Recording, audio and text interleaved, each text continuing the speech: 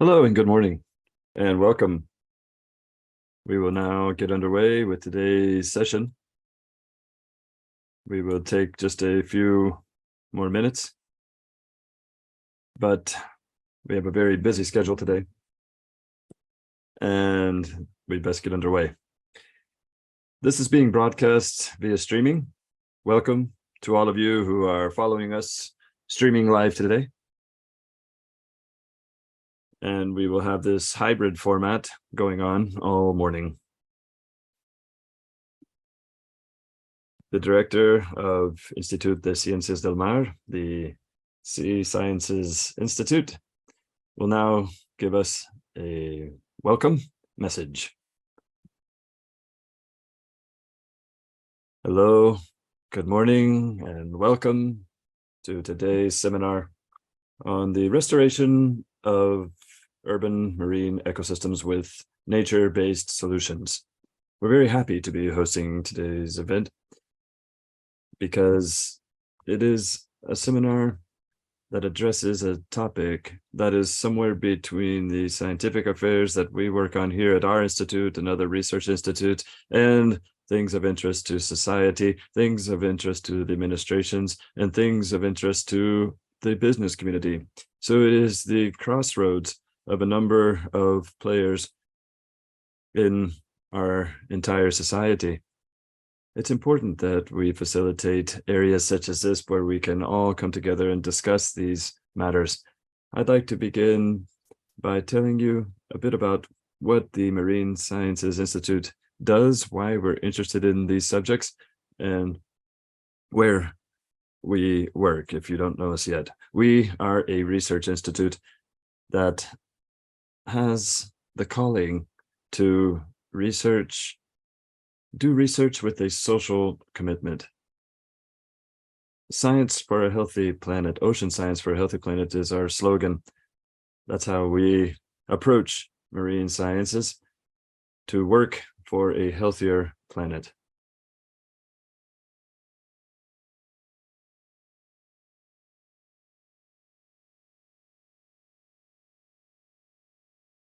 The Institut de Ciencias del Mar forms part of the Spanish Research Council, the CSIC. It is the largest marine sciences institute in that consortium. And it is the marine science hub that is the most multidisciplinary in nature. Not only do we work on marine sciences, but other things such as chemistry, physics, geography. We have a very broad-based scientific program in Southern Europe. And we are the first marine science center to have received the Severo Ochoa Center of Excellence accreditation in all Spain for research, any type of research. We're 70 years old. Those of you who are from Barcelona probably remember the old aquarium that you could visit. Up until about 20 years ago, that was the starting point of the Marine Sciences Institute. And before that, it was a fishing research institute. It was devoted to fishing and marine biology. Then it expanded into other fields, other landmarks in our history. The first Spanish Antarctic research station, or leading the ESA's SMOS mission to measure ocean salinity. And all of these things have led us to achieving this accreditation of excellence.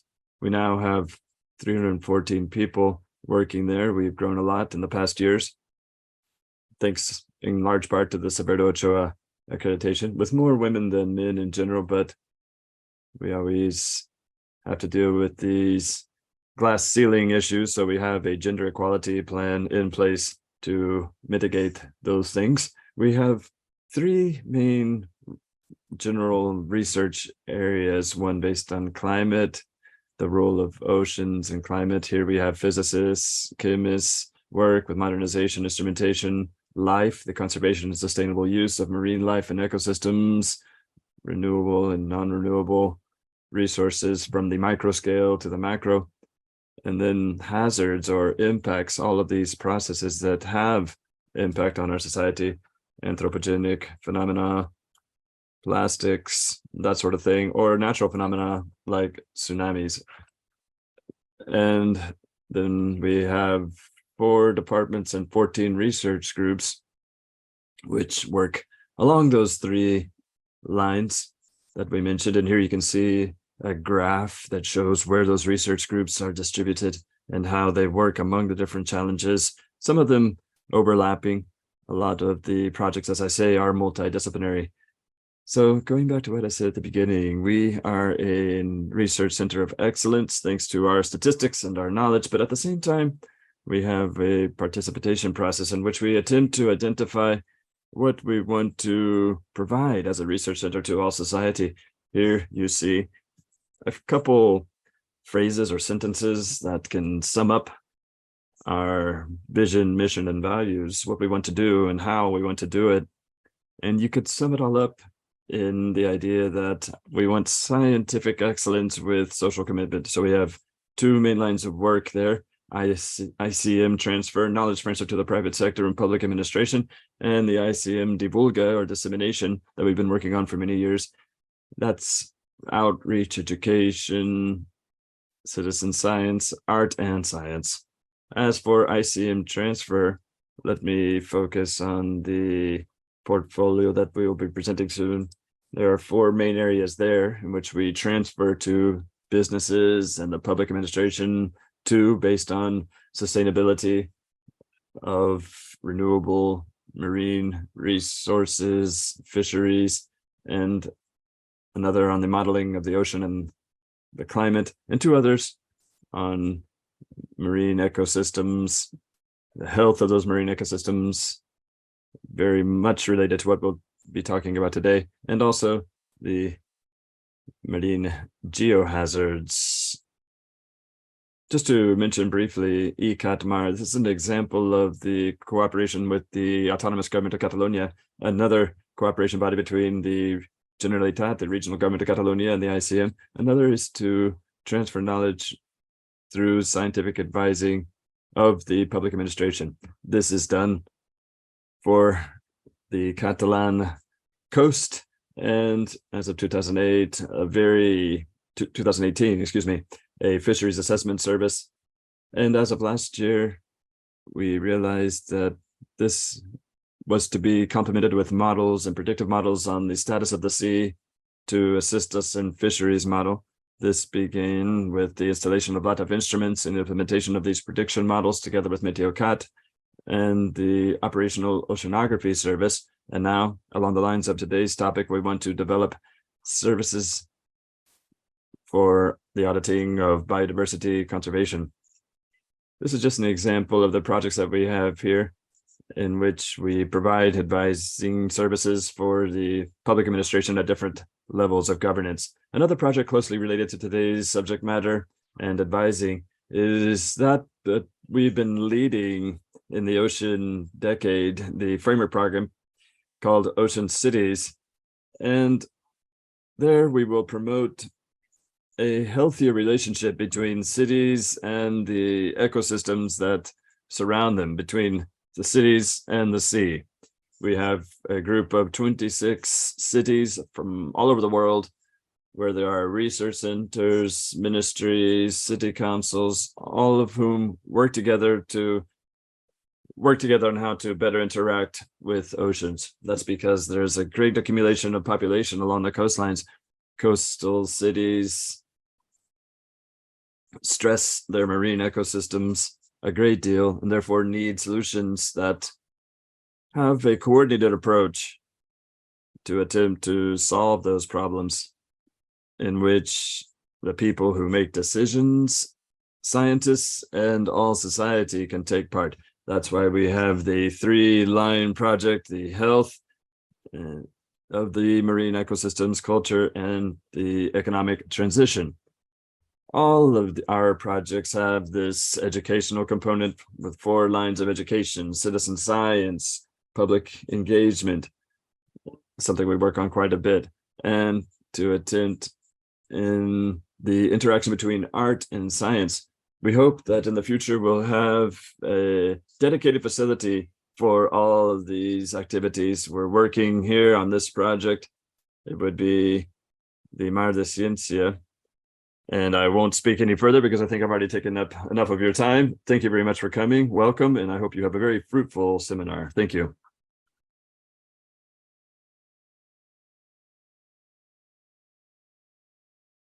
As you see, we are very excited to attend these sorts of events.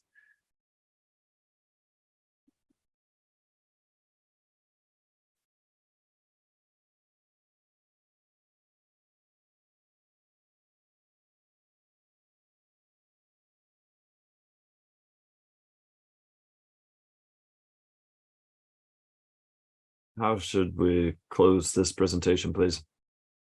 There we are.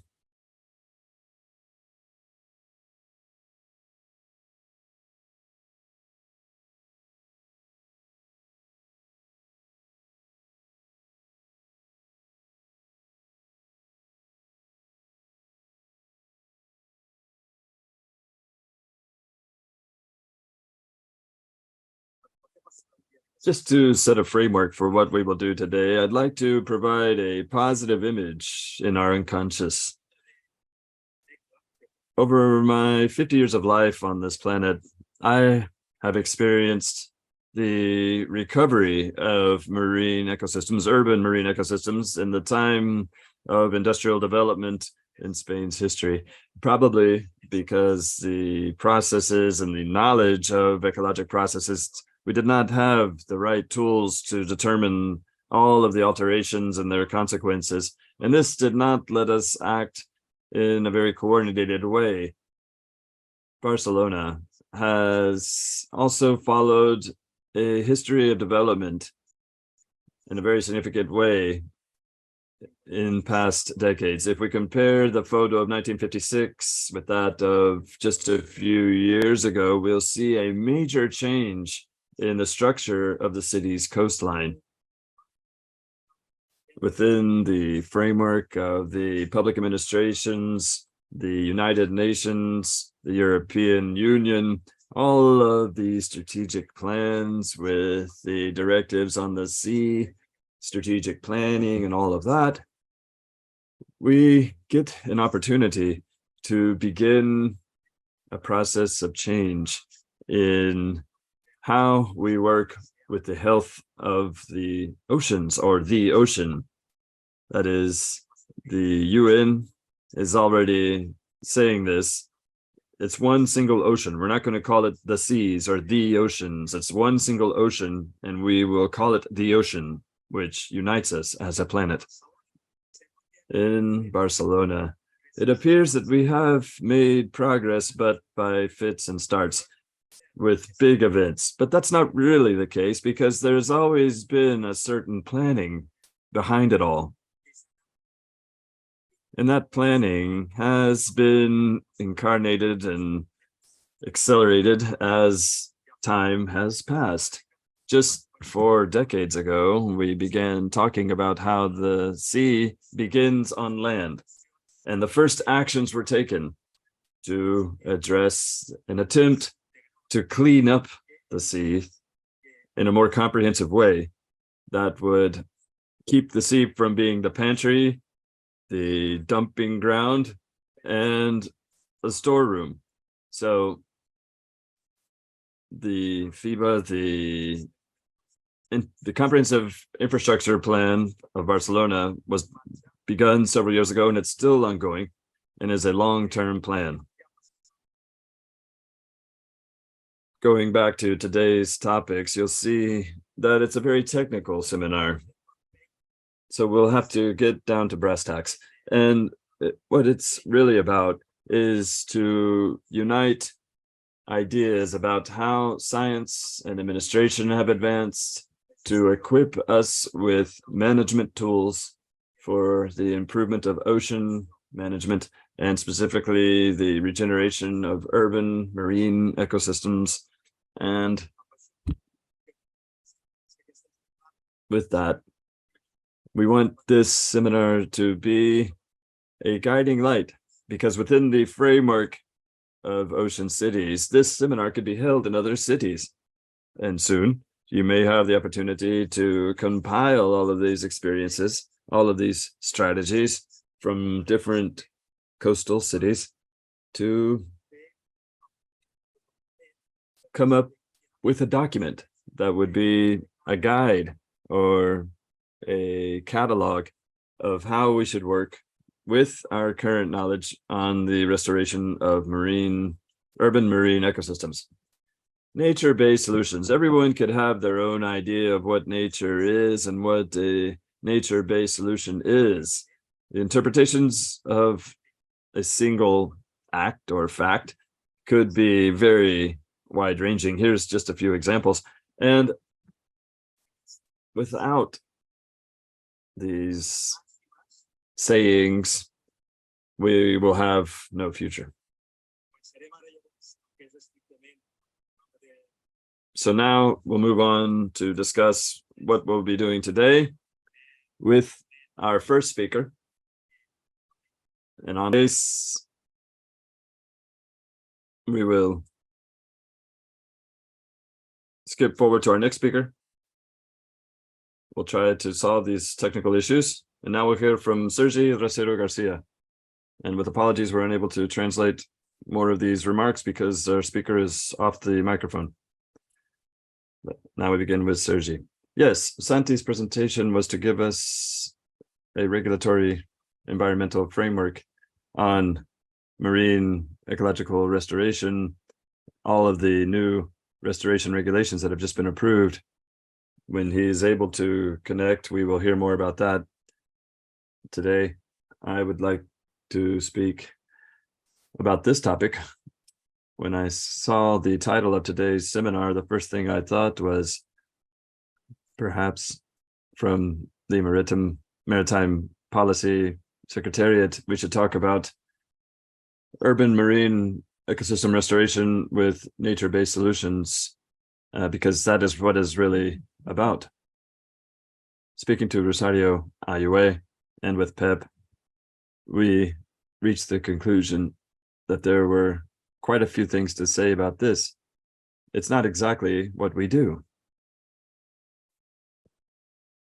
I am the director of the Coastal Protection Department, and we do a number of things in that department, among them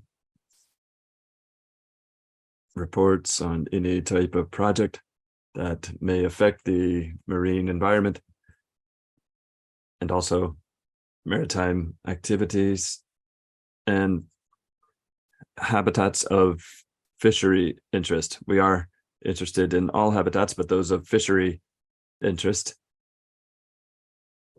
are of special importance.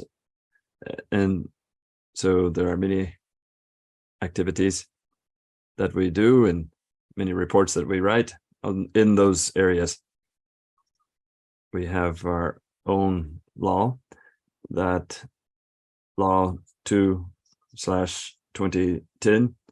Article 5 defines its purposes, and it mentions the recovery of degraded ecosystems. That's part of the law itself. And in Article 19, it speaks of a number of figures that are also promoted from our Directorate General. These shellfish and fish protection areas, fishing and shellfish preserves, and marine conditioning areas. What we are most concerned with are that is relevant for today are these marine conditioning areas, but that does fit this. We don't exactly fit it with today's seminar's title. So this presentation will discuss the restoration of marine ecosystems with nature-based solutions. What can we do from our organization, and what are we being asked to do? What tools does the law give us to do these kinds of things? That is what I propose to speak to you about today.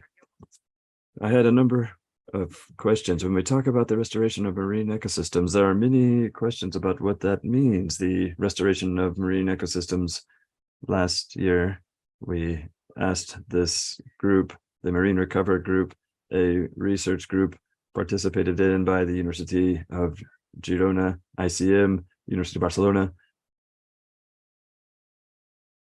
the Côte d'Azur University in Nice, among others.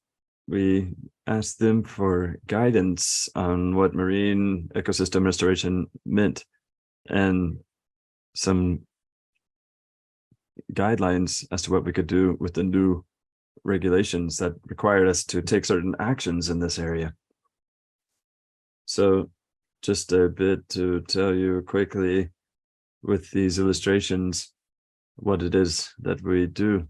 The restoration of marine ecosystems, there are two areas. First, you have a degraded ecosystem, and second, an ecosystem of reference, that is to have an idea of an ecosystem that you want to achieve. What is the ecosystem that should exist there? What is the ecosystem that we have lost? Therefore, the ecosystem that you want to achieve anew. Therefore, to go from one status to another, there are two kinds of solutions. Passive ecological restoration, that means let's isolate or eliminate the factors of pressure and let the natural ecosystems evolve and return to the ecosystem of reference, or the active ecological restoration. That is when we try to help nature to recover many of the functions, processes, and elements that would bring us closer to the ecosystem of reference.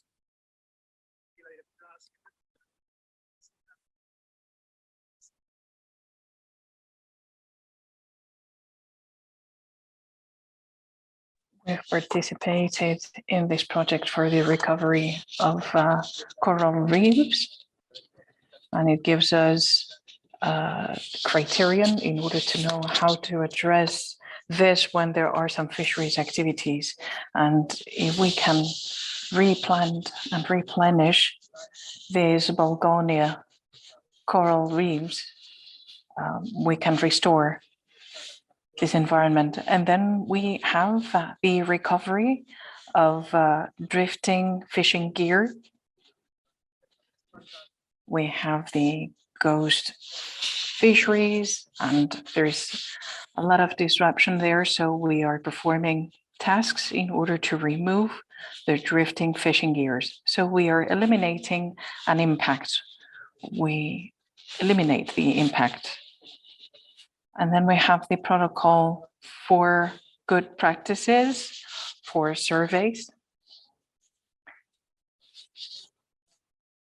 We're implementing different projects in that line of anchoring and mooring. We want to have common criteria with the environmental protection departments, and we have some requirements regarding anchorage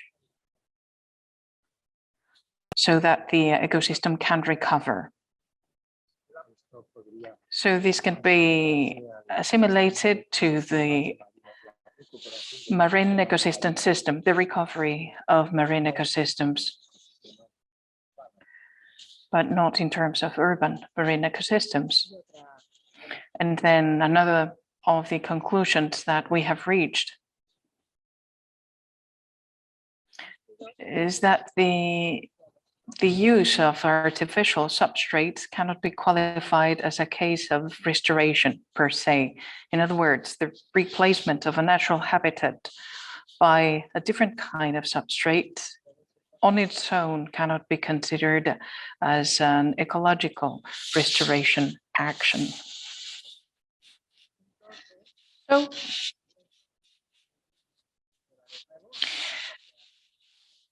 this leads us to reaching our own regulations for marine conditioning with these areas of artificial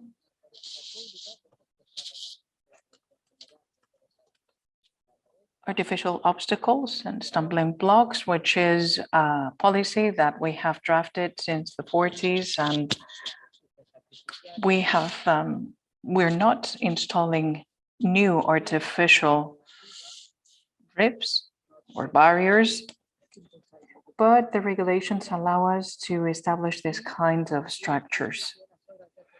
And the marine conditioning works can be done in artificial reefs and other kinds of barriers, which can be developed in accordance with the regulation. So in accordance with the regulation, we can take it a step further, and with the principle of ecosystem recuperation, we can do a regulatory development that would allow us to achieve further goals in the marine ecosystem, such as works, facilities, always in the framework of active restoration, and that would not be artificial reefs.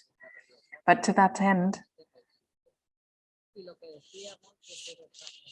well, since the 80s and 90s, this is the layout of what we have done. We created 13 artificial reef areas with 3,500 modules. Out of them, 2,049 are protection modules, 928 are production modules, 535 are mixed modules, and all of them are located between 15 and 50 meters depth.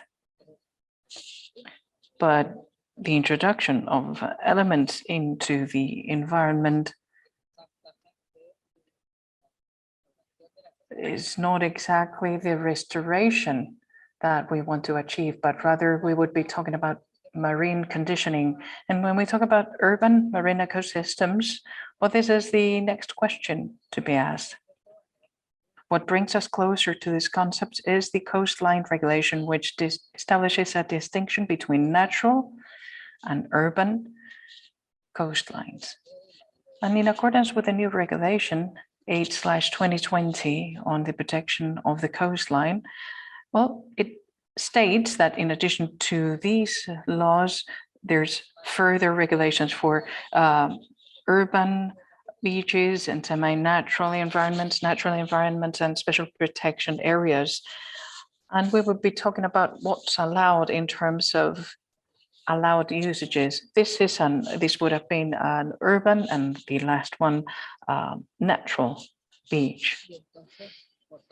So by force, we need to talk about the second term, the urban term. What does urban mean? What does the concept of city entail?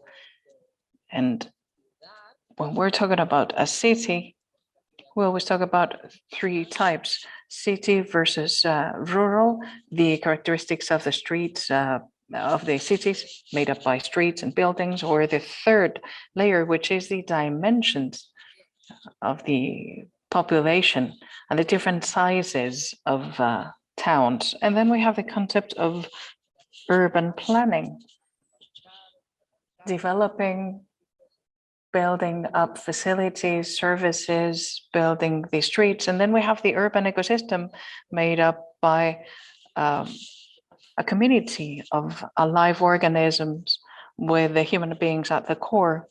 This brings us to the concept of the city, and the urban marine ecosystems are closely linked to a city and the systems thereof. So the installation of artificial marine reefs would mean restoring this kind of environment. We're talking about ports, harbors, highly entropized areas,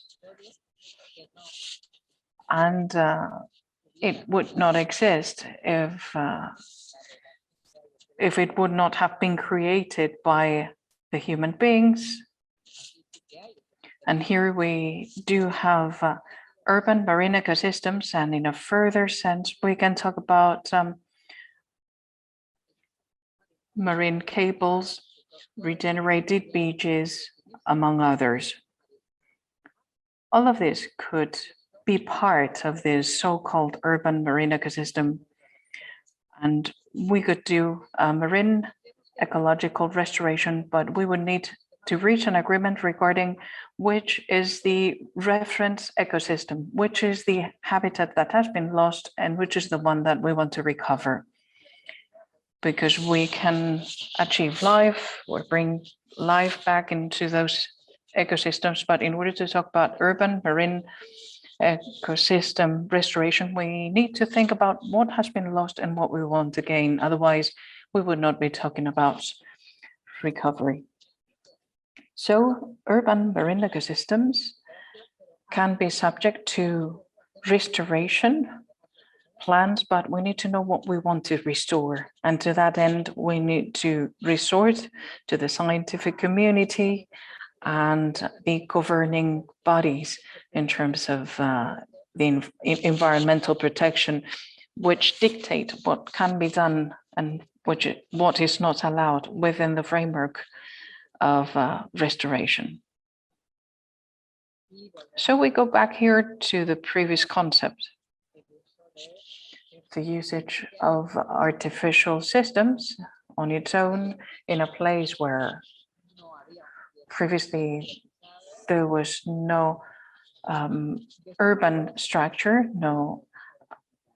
Well, in this case, we want to change the functions of that space. We would like for it to have ecosystemic services that now it doesn't boast.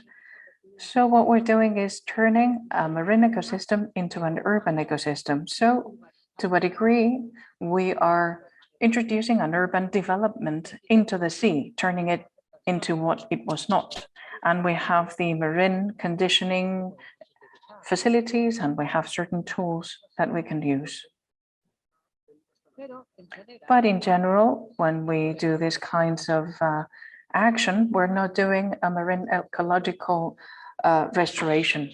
We're lending a different use to a pre-existing environment, which can be an artificial barrier that used for fishing, or maybe you want to introduce a submarine eco garden for diving purposes, but the concept of ecological restoration does not enter there. It's not part of that. And now we're going to enter into something which is the competence of the coastline department. But, and I might make a mistake here, but it's important to say that if we want to introduce framework action for restoration purposes, in order to perform any kind of action of conditioning, we need to apply the coastline regulation. We need to abide by that. And there's two ways in which we can do that. Either the authorization model for facilities that can be disassembled for not more than 4 years. And then we have also the coastal agents portal, and you have the regulation there, how to hand in the document, and everything is recorded there. It's very accessible, very user-friendly. And then we have the license granting system, concession system for more than 4 years. And the maximum amount would be 50 years of concessions, which can be extended up to 75 years. But I'm not working at the coastline department, and I'm not going to say that the maximum amount of years is 75, because I know that there are some restrictive criteria. I'm not so familiar with those details, so I would rather put here 50 years as a maximum. And then you can consult all the legal requirements on the website. And we need to have a clear idea that whenever we're doing things in the sea, if we want to talk about restoration, we need to do things as we should. But if you use the word restoration, one of the requirements for these applications is to know which is the use that we're going to give to this public dominion space, because certain usages cannot be introduced. And if you want to do something for marine ecological restoration, what they are going to assess is that that project has precisely that function. And if what you submit as a proposal does not serve that purpose, it will be rejected by the competent body. So the important thing here is that if we want to carry out projects in the marine ecosystem, we need to call it as it is. If we're talking about restoration, it is a restoration project. If we want to introduce a different use, it is better to state it as it is and to apply using the right term. So nature-based restoration of urban marine ecosystems, my colleagues are going to talk in depth about it, but nature-based solutions are based on managing urban territorial planning challenges. We go back to the urban concept in that sense. And we need previous impact assessment in order to look for the relevant solutions. So in highly anthropized areas, there is a lot of impact from the human action. So you can use nature-based solutions, which is interesting. And by doing that, you can make sure that there's going to be a minimum impact, but you need to have an impact before that. And we go back to the topic, the regulation development of law 2/2010, Article 32.2 deals with the degraded ecosystem recovery. This is interesting, and this is what I'm telling to my bosses. Maybe we should use this option further. Thank you.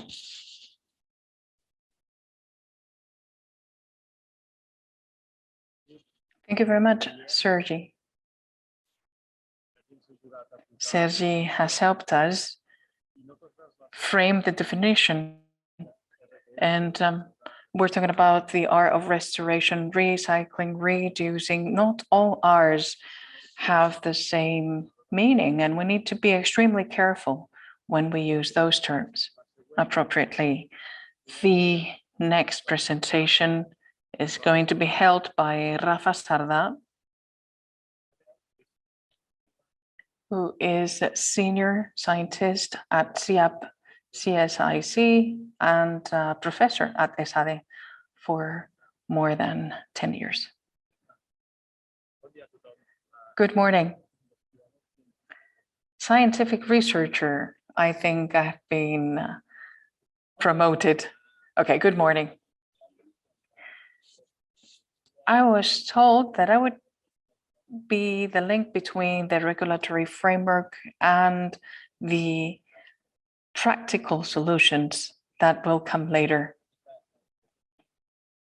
So this afternoon, I'm going to be teaching at ESADE, and I'm going to be talking about environmental output and so on. And when you talk about that, an important thing is the reason that I have the Patagonia t-shirt. During the weekend, I went to the website because it's really good.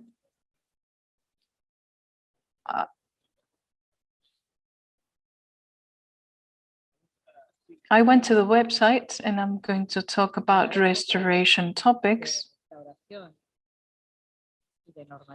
and regulation, but let's not lose sight of things, because it's all about protecting and restoring. And on the other hand, I wanted to send a message. It's a pity. I'm more of an entertainer than a scientist myself. Okay, but I'm going to stand close to the microphone. I wouldn't be the most attractive actor. Well, Paco Martínez Soria, this famous Spanish actor who was not precisely handsome, would say I'm right. So there's a role for everyone. Well, we have many people here coming from the private sector, and therefore, let me send a clear message that protection and restoration without the collaboration of the private sector will not work. So we need to invest.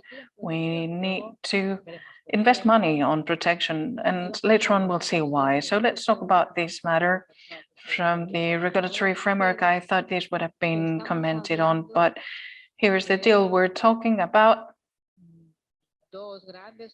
two large conferences that have been held with international agreements, and these international agreements have been introduced into the European Green Deal. Sometimes there are some contradictions, but there they go. And we talk about decarbonizing the economy and recarbonizing the biosphere.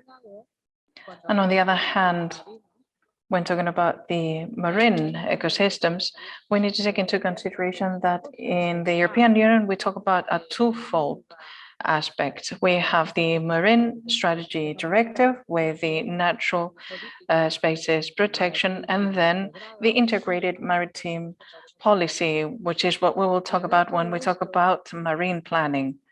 So if we take a look at this, and we're going to be talking about this later, there's a clear message.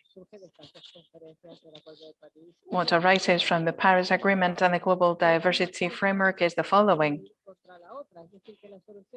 One thing cannot go against the other, which means that climate-related solutions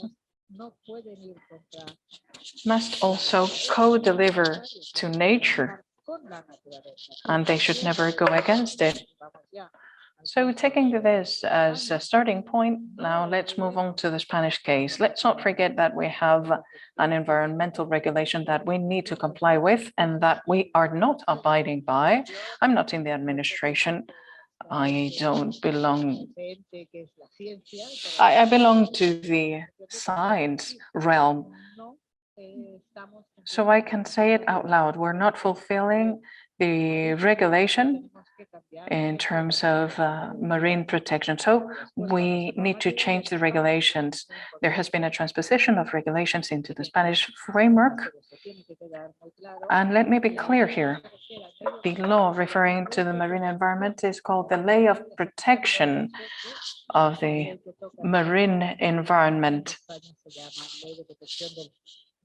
So Marine Environment Protection Law is its name. So the planning of marine activities is part of that framework, and they need to abide by that level of the marine ecosystem protection, and they need to comply with everything that goes in favor of keeping a good status in the marine ecosystem. So we have the restoration plans as part of that and everything that you're so familiar with. So in this regulation, something is stated at the beginning, which is very important regarding the relationship regarding the human activities and maritime activities. The planning of this organization needs to apply a precautionary principle, which is too broad, if you ask me, and then the ecosystemic approach, and it is not being applied. And then it needs to be based on scientific knowledge, and it is disturbed because the scientific knowledge needs to be defined by the scientists themselves. But currently, there are so many factors that are not exactly science-based, which enter into play. So based on this, we have the famous maritime spaces planning. We talk about restorations in the case of reefs, but not much more. And in terms of protection, this is mentioned, and let me emphasize it. This marine space planning plans have some finalists. You have and they have been intervened without the finesse that would have been required. And in some cases, we have been going too slow. Sometimes we have skipped some steps there was a rush in general to implement all of this, but in case you haven't read these BOEMs, please read the executive document, which covers the principles and action criteria that should be abided by, and that would be the driving force of the marine space planning. And that executive document is really well drafted, but the rest is not so well crafted. So within the realm that we're working on, let me mention a few things. We can talk about environmental accounting, if you will, in that sense. This is a chart that we use for an organization that will be mentioned later. This is part of the agreements that we entered into with the Milan University, with the Mackenzie and the CSIC Institute. And we have a pool of experts, 60 to 70 international experts from 3 continents, who are la crème de la crème. Well, we said, well, you come to Europe and we have 11 parameters, 11 descriptors. And we asked the pool of experts to draft the perception of risk, the risk perceptions. And we have the risk perception of certain industries working in the marine ecosystem. Some of them are not working directly there, but there is an indirect impact and it needs to be on the table. There is no maritime activity that does not have an environmental impact. And some of them have a lot of impact and they are not leading towards a good well-being of the environment. So we need to take it easy. So when we talk about the World Oceans Estate, we can see that the European Environment Agency gives us a reference of the state of the coastline in Catalonia, and the risk status is moderate in Catalonia. It's not too bad, but there's a lot of scope for improvement, and restoration plans can help in that regard. If you pick the environmental coastline well-being indicators for the Balearic Islands, it is in red and we do not reach the objectives. And then we have some undefined points. So clearly we're not on the right track. And in terms of protection, if we take a look at this image, we might be led to think that there is good conversation. What's in red are protected areas.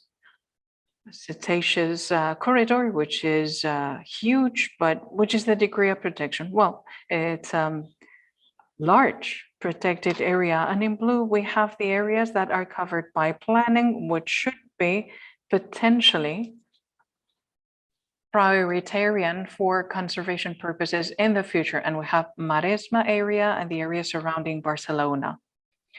For marine bird species, which are birds, but as we move forward to the north, we also find some marine ecosystems that are important for the European community and which should be protected also. So with these tools, in theory, there's few areas which are left unprotected, but one thing is to have them protected, and another thing is for this protection to be efficient. Last week, and here I would like to iron the job of Cristina, who is going to be talking about marine solutions, nature-based solutions. Let me state clearly that there's more, and we should think beyond urban marine protection. There's more things than that. We need to think beyond. We organized this summit last week, and I was part of this panel with 3 people, Carlos Duarte, Raf Chami. You are familiar with Carlos Duarte, maybe not Raf Chami. He was working at the International Monetary Fund, and these people, well, the day before, they were talking to Cristina Lagarde, I don't remember where, and they were talking at length, because I was told, about this, about blue economy and how to give more value to the natural capital.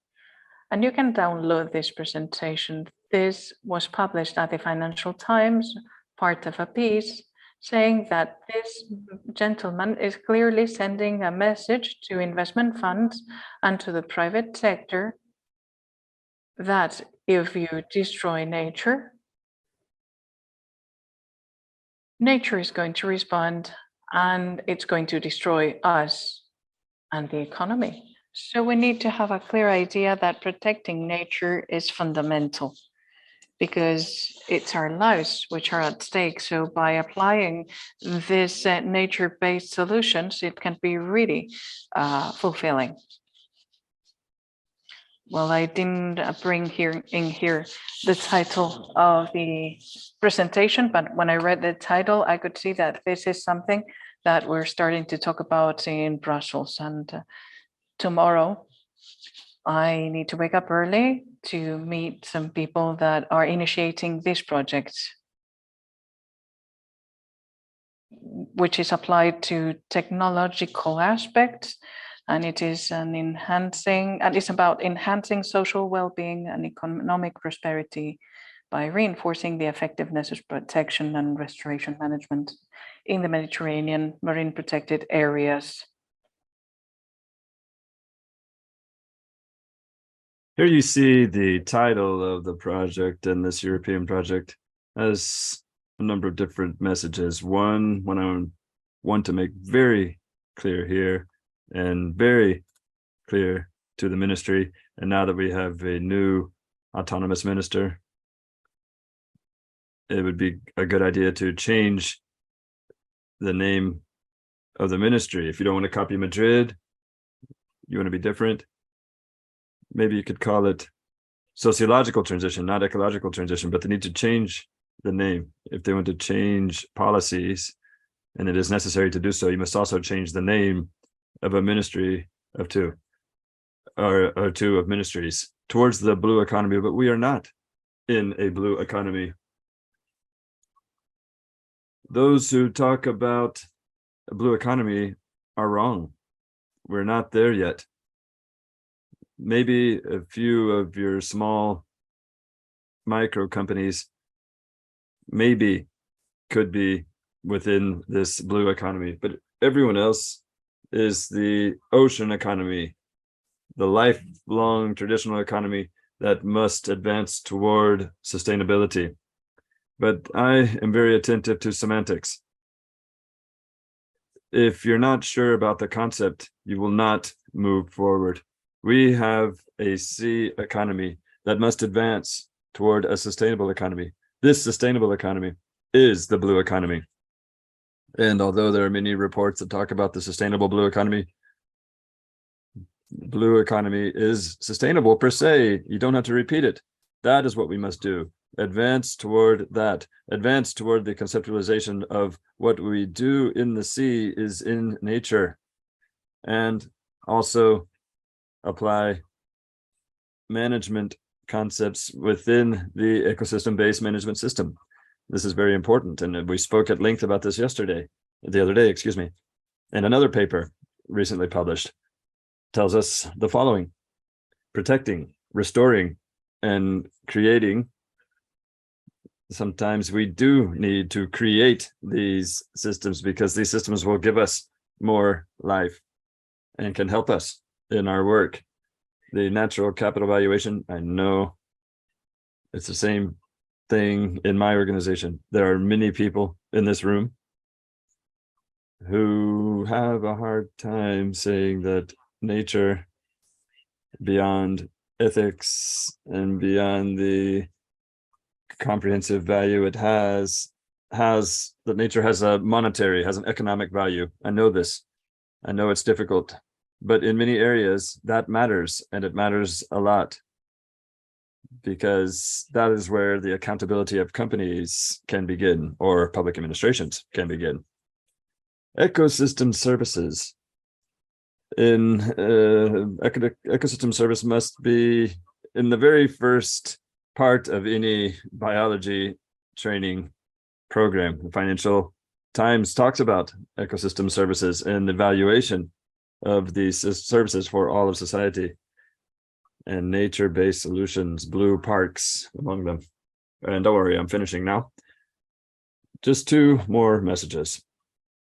This is a very recent research project. It came out a couple months ago in Science. A number of researchers discussed all of these issues, but I like using this graphic because it's telling you we have an urban system, we have an urbanized system, and then we should have some pristine or semi-pristine areas as a way to conceptualize the earth.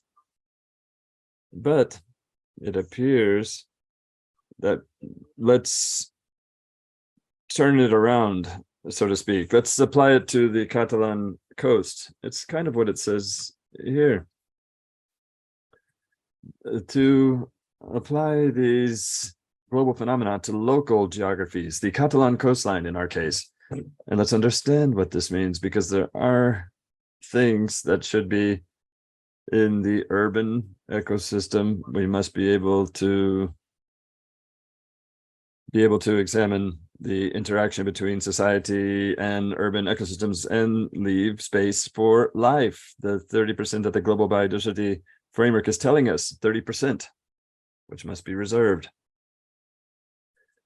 This is one of those messages where if you're in the bioethical battle of the Empordà region, you'll know very well.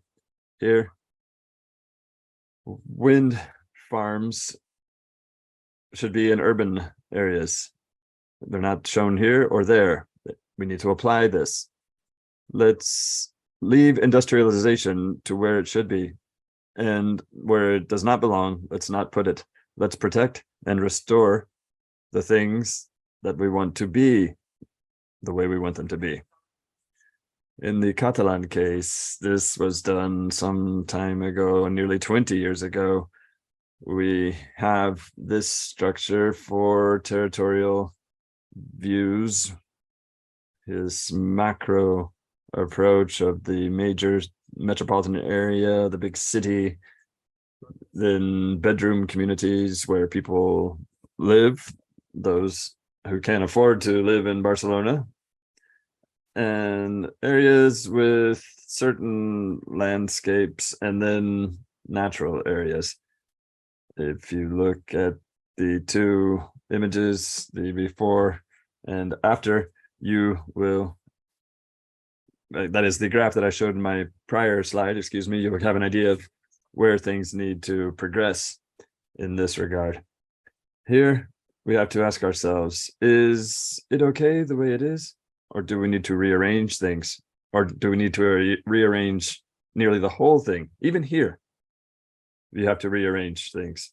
If you look at the nautical charts that we had 50, 60 years ago, you can look them up online. You'll see on those charts a number of points where there were Posidonia grass beds, and now the International Monetary Fund, you can look at the cost of Posidonia futures, and here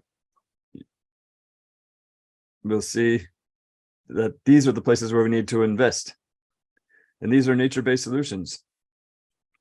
Even though they're in the distant future, they are nature-based solutions.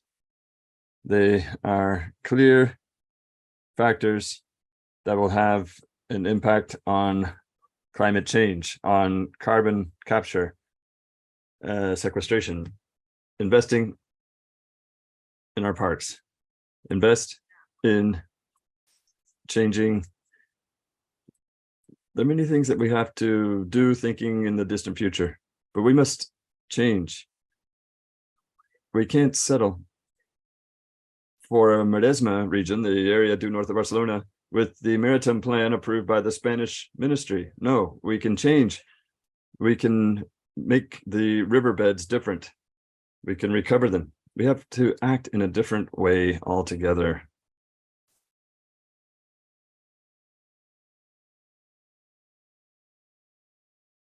Is everyone ready?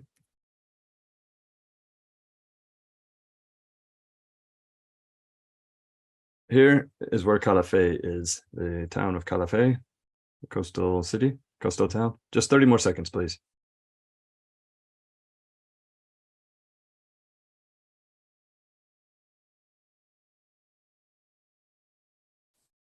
When I grew up in Calafé, we had a beach the way it was, and the sandbars that existed in the Maresma region. We need to recover them. I don't know who, but we must recover those sandbars. We must recover them because it is a great asset and a great source of wealth. We must protect what we still have as if our life depended on it. We must correctly apply the principles of the conservation of biology, connectivity, the biological flows, all the things that they made us learn in school, because that is what we must do. We must strictly manage using community policies and all policies in general, so that you must preserve 30% of your territory and strictly 10%. That means that there must be a reasonable management of this asset that is protected. I would go to this renewable management and strive for a 30% as well. But as we must have a management of that and these outlooks and objectives, clear management programs that can be measurable. It's not enough just to have a strategy, to have targets, and that's it, and not have any measurement program to continue with the proper steps to advance toward the goal. Manage and manage correctly, and to restore and restore, to prevent the recarbonization, for the recarbonization of the biosphere. There are many things that can be done. You may remember when we were discussing the beaches of Barcelona, we were proposed things like this. We can do this. We can reimagine the future, reimagine the coast, reimagine the future. And now I'll give the floor to Christina. I have got lost a bit in the bigger picture, but things like this and this, I've been told that you've seen dolphins on the Barcelona coastline. We'd like to see that more often. Recovering things like this, we'll talk about that. These are restoration solutions for the system that we want. This is what is coming, and I'm sorry for Calafé. For Calafé, I just can't get out of my mind because I grew up there in the San Juan de Leon neighborhood. I don't know if anyone who has been to Calafé recently, but oh God, it's depressing when you see what it could have been and what it is. For young people, get up and fight. Fight, because sometimes things may be unpopular and you may think that you can't change them, but they can be changed. And I will end here. Thank you. And I beg your pardon.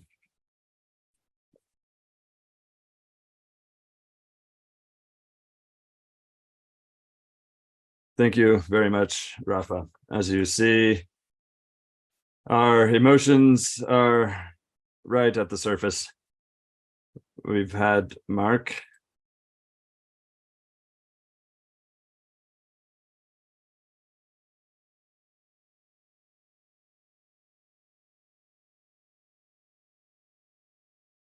As you see, at the administration level, we have defined the regulations that we must pay attention to for our projects and activities to have a justification.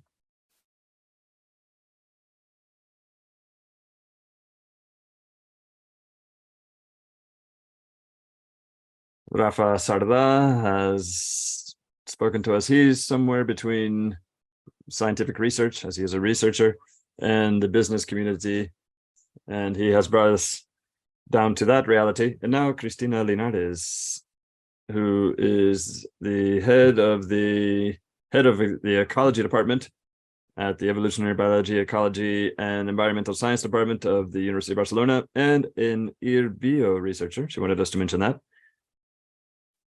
And she will give us a presentation on the state of the art of the scientific response that is so much in demand and technologies for nature-based solutions.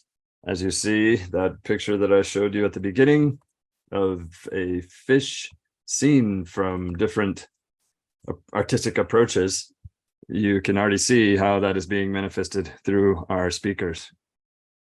Thank you. It's not that I'm especially fond of institutions, but we had to mention it. Anyway, thank you, Sergi. Thank you, Rafa, for contextualizing my presentation. My outlook is perhaps a more scientific and academic one, not someone who has worked on marine restoration. We've been working for more than 10 years in marine restoration.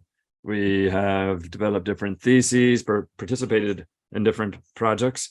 And what I'm going to show you here is what we have learned over those years. It's not really applied in Barcelona yet or other urban areas, but we can learn a lot from the challenges that we've faced and lessons learned to see how we can apply them to this more urban territory. Right. This is the situation. We face an ocean, as Pip said, that is severely perturbed. Some regions more perturbed than others.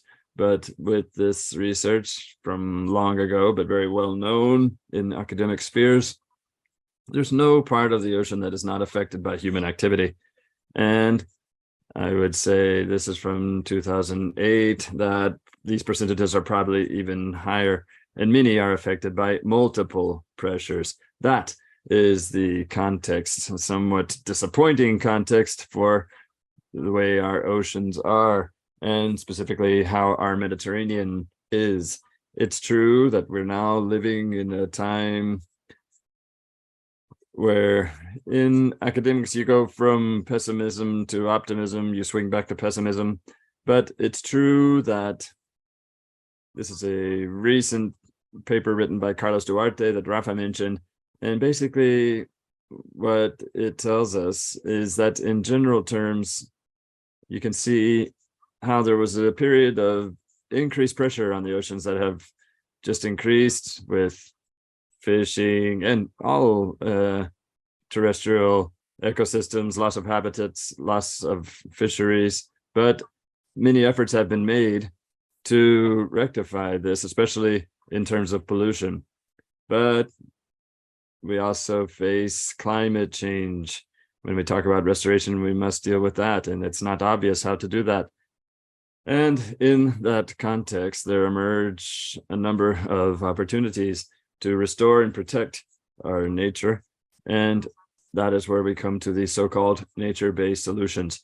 And I've not given you a definition here. Nature-based solutions are based on the taking advantage of the ecological processes that already take place in nature. But it's another outlook through which the human species is not a passive subject benefiting from ecosystems and the ecosystemic services that Rafa mentioned, but can also do their part to restore these ecosystems actively.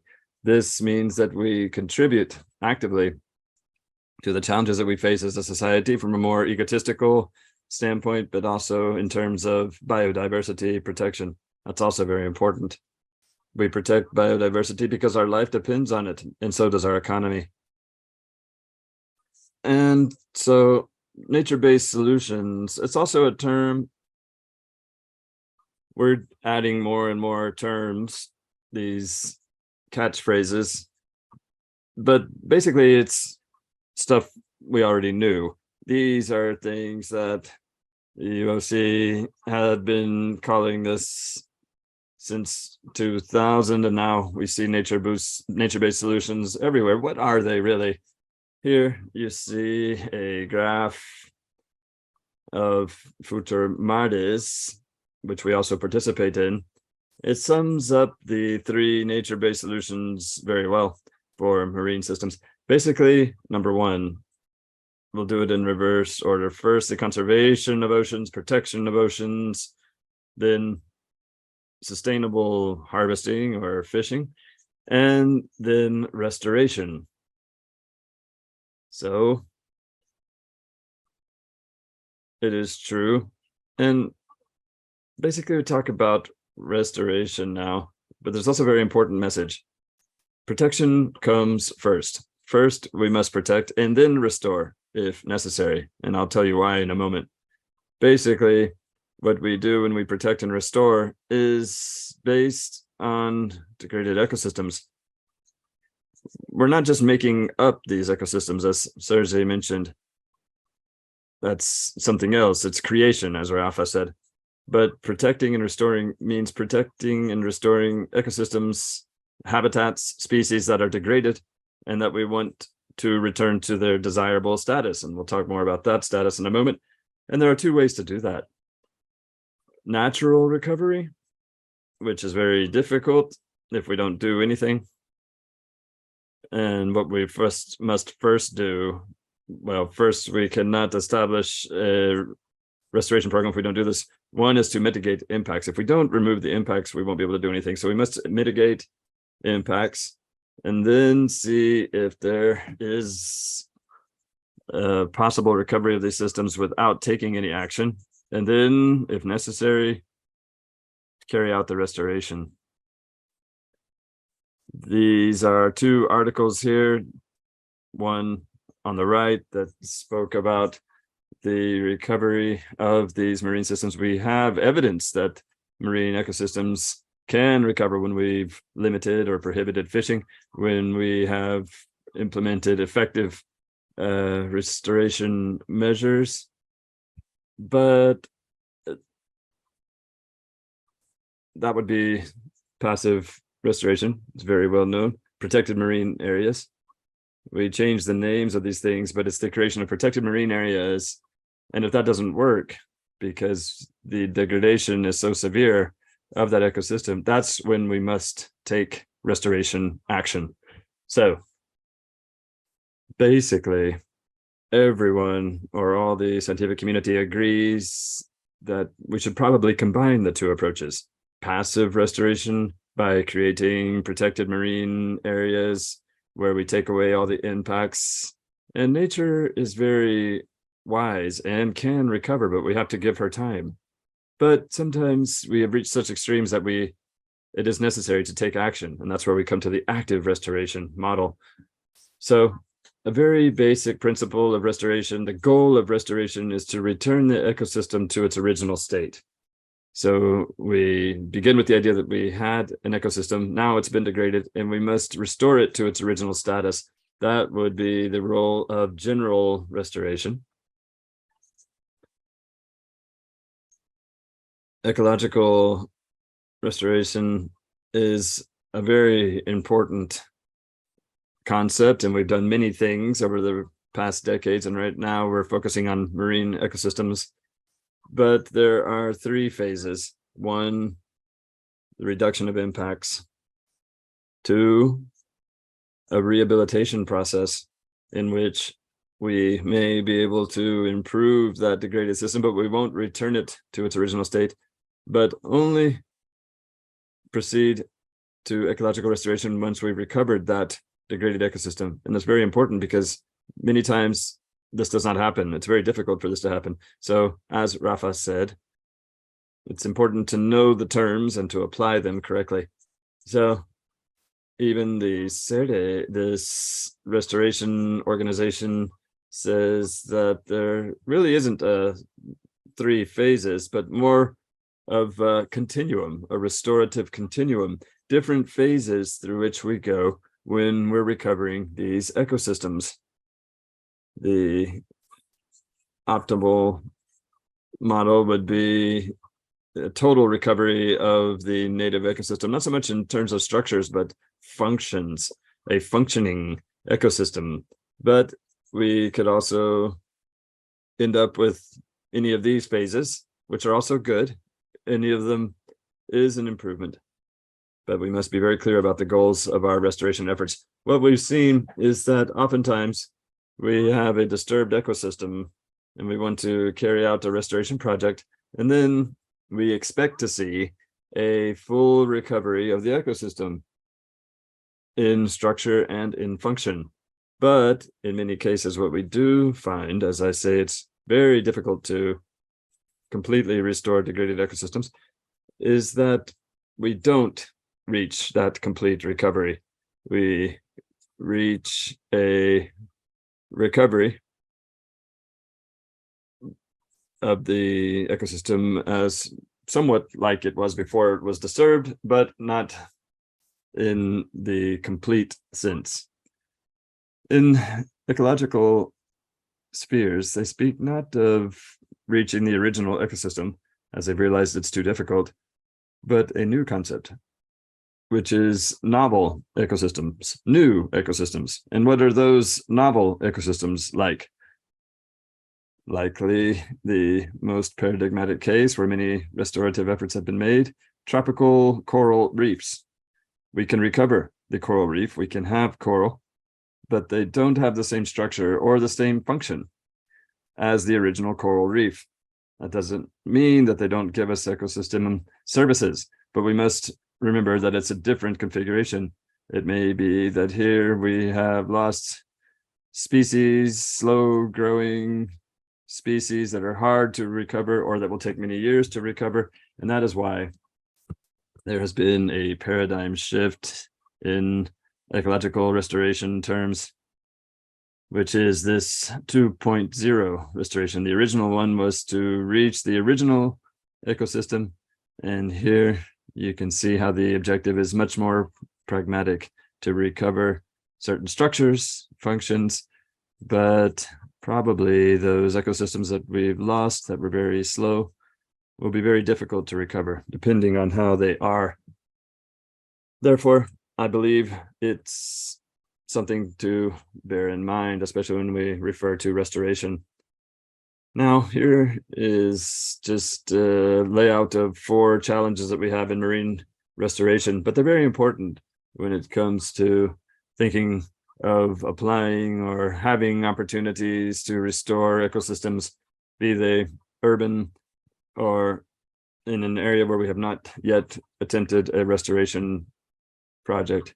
The problem that we face in ecological projects is that of shifting baselines. What are shifting baselines?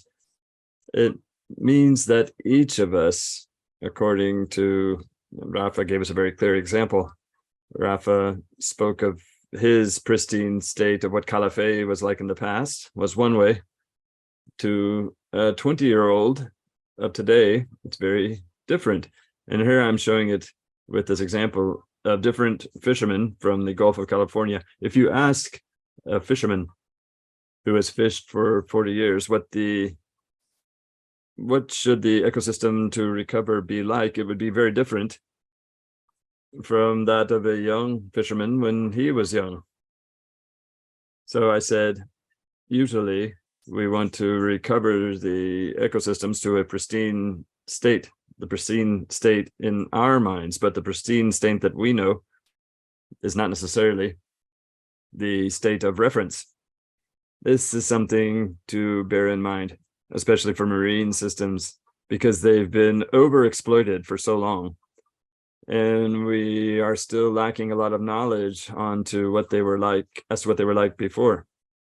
At Xarxa, as you know, has the project of pristine seas, and that's what that is for, to see what they were like, what the ecosystems could be like without human influence.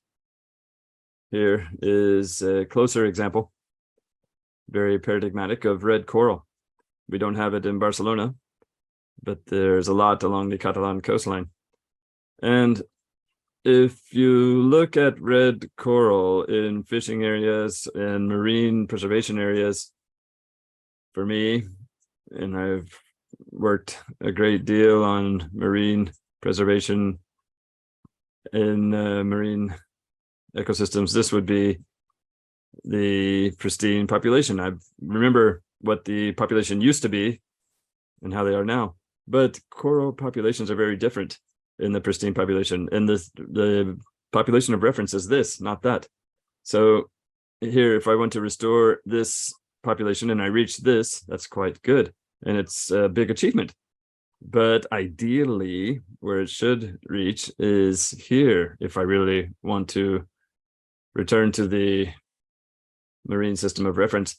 Another challenge that we have, and we still need information, taking it back to my area, I do ecology of systems and events, so I defend the idea that species in marine and land ecosystems are different, and it depends on the depth at which they are found. It's very obvious, but oftentimes we forget that the species that live in shallower areas are more dynamic, are more sensible to perturbations, but recover more quickly. Those that are deeper have a longer recovery time. They can resist more, but the recovery time is longer. So all of this, you may ask what it has to do with restoration. It has a lot to do with restoration because it depends on the traits, the habitat I want to restore in a shallow or deep area. I must apply some techniques or restorative measures that will be different in each case. Here is an example of a research project done several years ago, looking at all of the review projects on restoration. What we saw is that depending on the species, they reviewed the habitat forming species, the microalgae, the seagrasses, and others, the sponges, that the degrees of success vary depending on the species that you're studying. Basically, they found that the species that grew slowly needed more time to recover, but had a greater survival. All of these learnings that we have gathered on basic ecology, species, and functional ecosystems, they're all necessary to apply to restorative projects. I'll give you an example on restoration of microalgae. Now, if you do taxonomy, you know that the names have changed.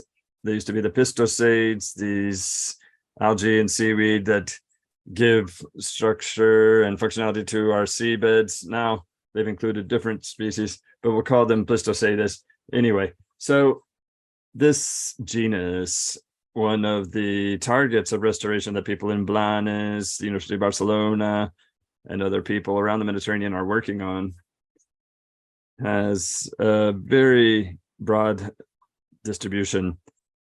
The ones that we work on at the surface or shallow level are not the same ones. That's not the same measures as we will apply at greater depths. A paradigmatic case are these underwater deserts that we have around the Mediterranean, especially along the Catalan coast too, triggered by this overpopulation of sea urchins due to they consume everything because the fish have been fished out. They've been overfished. Here, there's a good nature-based solution because if we reduce fishing, populations of fish return and they recover, they control or consume the sea urchins, which otherwise would damage the ecosystem. So that is a nature-based solution that does work. But we've also found that once these phystosaid seabeds, forests are degraded, then we get to a marine desert. We've lost the species and we don't have the necessary structure. When you get to these alternative stable states, it's very difficult to recover these sea forests. And that is when we need restorative action and when there's species, especially these sea urchins. We have had very diverse outcomes. Here's an article that we've seen on the marine deserts and algal beds, restoring some algae within a protected area that were not recovered. They were not recovering, so there were a number of different techniques applied, removing the sea urchins, establishing or favoring the recruitment of these species. And what you see here, there was a measurement of the plant life and seabed life, and you see the result of that eradication. Just 1 year later, the result is spectacular in terms of recovery. And there have been many studies that provide evidence to this. And again, the M. Cebrian group working a great deal on these things. And they show that there are different techniques and protocols that have to be applied and explained in a correct way to be successful as restoration projects, as what we want to see. Not only do we want to recover, because right now we're talking about the recovery of Cystocerca and the red reef.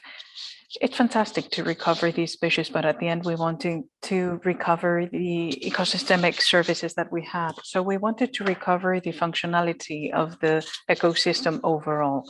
How do we do it?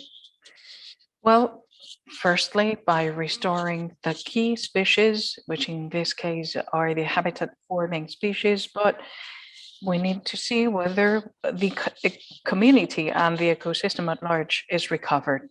And these are the models that we project. How long are we going to achieve functional recovery of the ecosystem? And in the case of the Cystocerca woods, well, as they grow slower, we could take 10 years in order to achieve fully functional Cystocerca wood recovery. So Raul is one of the co-authors, and we recently published this article where they come to show that it can be recovered and the Cystocerca plantation can be recovered and the functionality of the ecosystem. So we can have this turf recovery fully functional in 10 years. Now we go to the fast growing algae, like the red coral reefs. Sergi, in fact, was working in one of these projects where one of the actions was to recover this red coral reefs that had been seized by some poachers, and thanks to the collaboration with the rural agents, we could recover that. And we can see that this is a slow growing species. If it has this height, it's 100 years old. So we would need to wait for 30 years to achieve full functionality of these red coral reef communities. This first restoration was conducted in 2011, and we have been following it up until 2021. We have covered the recovery of the coral reef, which is fantastic. There is a 90% success rate, but also we analyzed whether the associated species and community was also recovered. We in principle thought that it would not be the case, that it would take us longer, but then we could see that in 10 years, since 2021, there has been a transition from the community and a return of the communities to that area. The return of similar communities. And Yanis Fedner, in his dissertation, talks about that, and it makes us harbor hope that we have the techniques in order to recover the species. And in addition to that, these species make us harbor doubt that we can recover the functionality of the ecosystems at a faster pace than we anticipated. Why? Because the majority of the restoration activities are based on those habitat forming species. we're not restoring certain species, but these habitat forming species, because they are key in the ecosystem. And by recovering those, we can thus recover the associated biodiversity, and the ecological time needed to recover those communities would be long in order to achieve the whole structural complexity. So what we do by restoring this habitat forming species is we gain time. So within 1 decade or a bit more, we can achieve fully functional ecosystems, which is good news that we didn't have until very recently. I have shown you the results. These 2 results are small scale results. We started 10 years at the Mediterranean, working in our group. We were one of the leading ones, and we started developing protocols.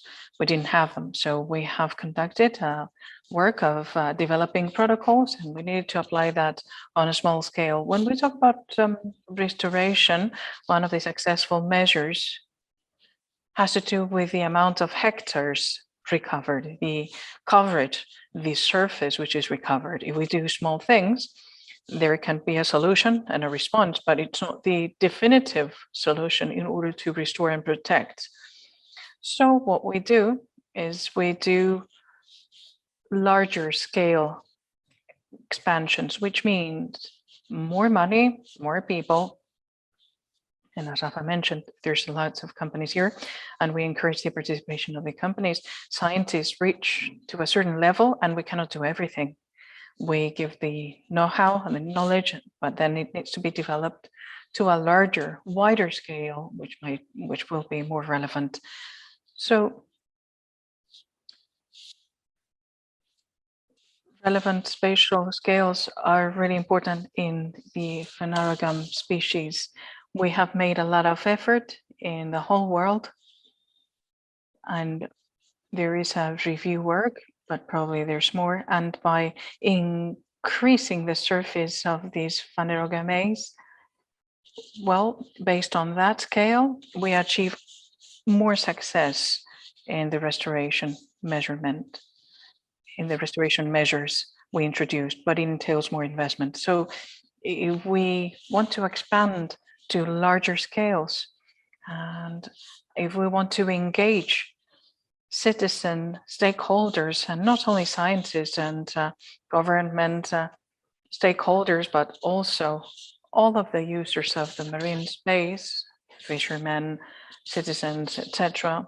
Well, what we want to do is to further engage the citizens as a whole and the different stakeholders. And the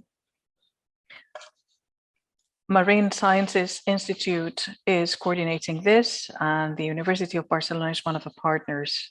And what we try to do in this project is to expand the scale, and we want to restore 30,000 hectares of deep sea habitats, and from Llança to Vilanova in La Geltrú.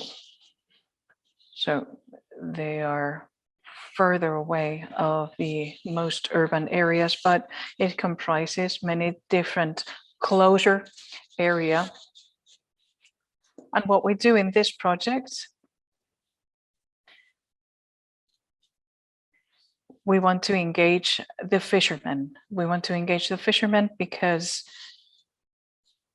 the fishermen are introducing the gear in places that can have coral reefs, and there are some bycatches of species that are not the target species, like biozoo, sponges, etc. So what we do is we recover the bycatches, we put them into aquaria, and we try to give them back to the environment by using previously validated scientific methodologies. Maria Montseny did a dissertation on this, and these protocols had been applied at the Cap de Creus area, and they were very localized. But later on, we have been capable of expanding that to the restoration of those deep sea habitats. We have the participation of the ICM, University of Barcelona, and the Fishermen Guild, among others. So it's an all-encompassing program. We have finished the first campaign in order to return to the environment some of those bycatch species, and it has been a success. We have recovered 3 areas. We're going to continue with those surveys, with those campaigns, and it's a great challenge, but it is an example on how to engage the different industries and stakeholders involved in this environment and how it can become a success. To wrap up, because I see that Pepe is giving me the signs, we need to take into consideration that marine restoration is more expensive than terrestrial recuperation. And luckily, we have studies that show that the success rate of restoration is not correlated to the investment rate, but the projects that are more based in scientific knowledge are bound to be more successful, rather. So something we have been working on with the people from Blanes, ICM, and the university, and many people all around the world, because this is an example of Posidonia in Australia. Well, we're developing really simple protocols of restoration in order to lower the cost involved. Something to take into consideration is the climate change risk. When we restore shallow areas, we need to take into consideration marine heat waves and the increase in water temperature. What do we have in Barcelona? We have the BMAR and the association, and we have the pictures of what has been found in the current seabed, urban seabed. And the biodiversity is higher than expected, and the project is led by Mr. Gili, and Ms. Salazar is also participating on that. So we have established the first section of restoration of these species. And we didn't even think we had so many species. So we have a challenge ahead and a great opportunity ahead of us. Obviously, we have a lot of input coming in to this large city, and trying to restore in urban areas, both in the territorial and marine grounds, are being successful. So the right time has come to establish steering guidelines that allow us to protect and to improve this coastline environment. I'm not going to go into these points, but we need to take into consideration many steps before we introduce any measure to introduce restoration measures, mitigation of impacts, assessment of impacts, appropriate, timely, and spatial scales, follow up on the long term. All of these steps need to be taken into consideration when we want to undertake a restoration action, not once it is already started or done. Adriana Vergés is here, and she has given me this slide. In the rest of the world, we're doing lots of actions in order to recover urban coastlines. In Sydney Bay, they have this fantastic project. So this makes us harbor hope. It is being done all around the world, but based on know-how and with a proper criteria to steer us. And that's it. Thank you.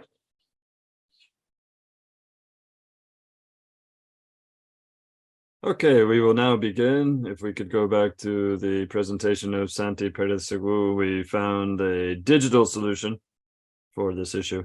Santi belongs to the planning department for the natural environment of the of the biodiversity and natural environment general subdirectorate. Hello, can you hear me? Yes, go ahead, please. Very well. First of all, thank you very much for your invitation, and I apologize for the issues that we had earlier this morning. We hope that it will work this time. I work at the territorial planning department, We belong to the Natural Environment and Biodiversity General Subdirectorate. We work on conservation policy, strategic policies in favor of biodiversity. I just wanted to share with you 3 or 4 elements that are now shaping the framework of reference for natural conservation in Europe and Europe in general. These 3 elements are the decade for the restoration of ecosystems as the United Nations set out, and Rafa, Cristina, and others have already mentioned this morning. The second is the Catalan strategy for green infrastructure and the connectivity and ecological restorations. This is a strategic plan under the state natural heritage law. And last, a brief mention of something that is very much in vogue, the EU regulations on natural restorations.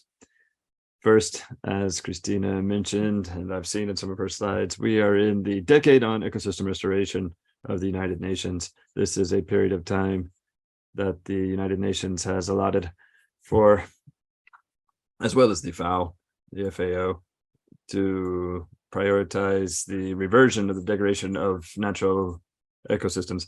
It is a project that is meant to comply with the Biodiversity Pact, meet the biodiversity global goals, and it is a strategy, a 10-year strategy. I think just 7 are left to go, in which the UN has outlined an ideal scenario in which the world has reestablished its relationship with natural ecosystems.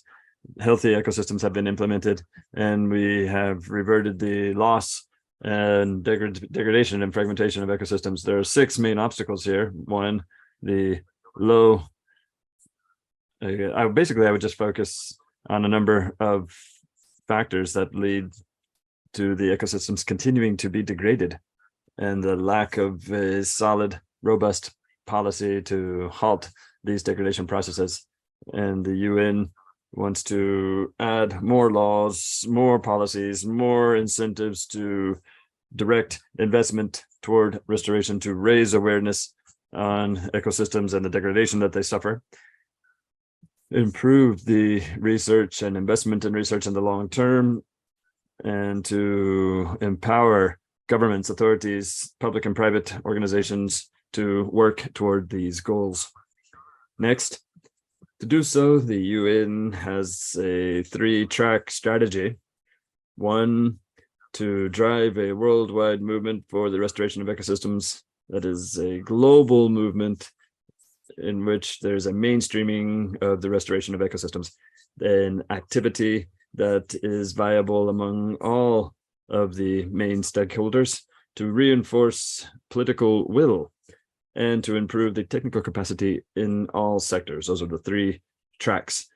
And the UN, within this global strategy, has established a very broad framework of reference. They do not propose specific actions or define specific lines for restoration. There's a general common framework so that all restoration efforts go along the same lines. The most important initiative that is being driven by the UN are these 10 principles for the restoration of ecosystems, of something of general guideline to carry out restoration efforts all around the world over this decade.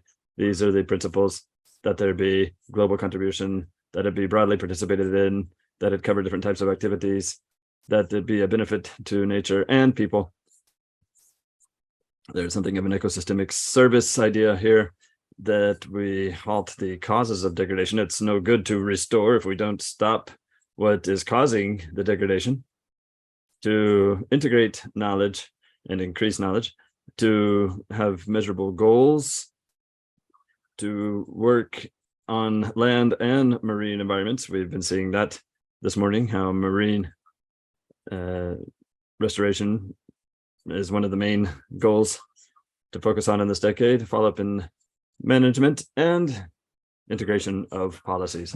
The next element of reference is green, and I would add blue, infrastructure. Often we hear about green infrastructure as simplification, but now we can talk about blue infrastructure as well.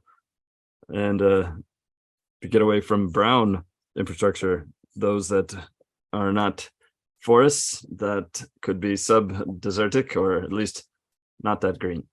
Green and blue infrastructure, the idea of blue refers to the sea. This is a concept that comes from the European biodiversity strategy of 2010-2020, last decade.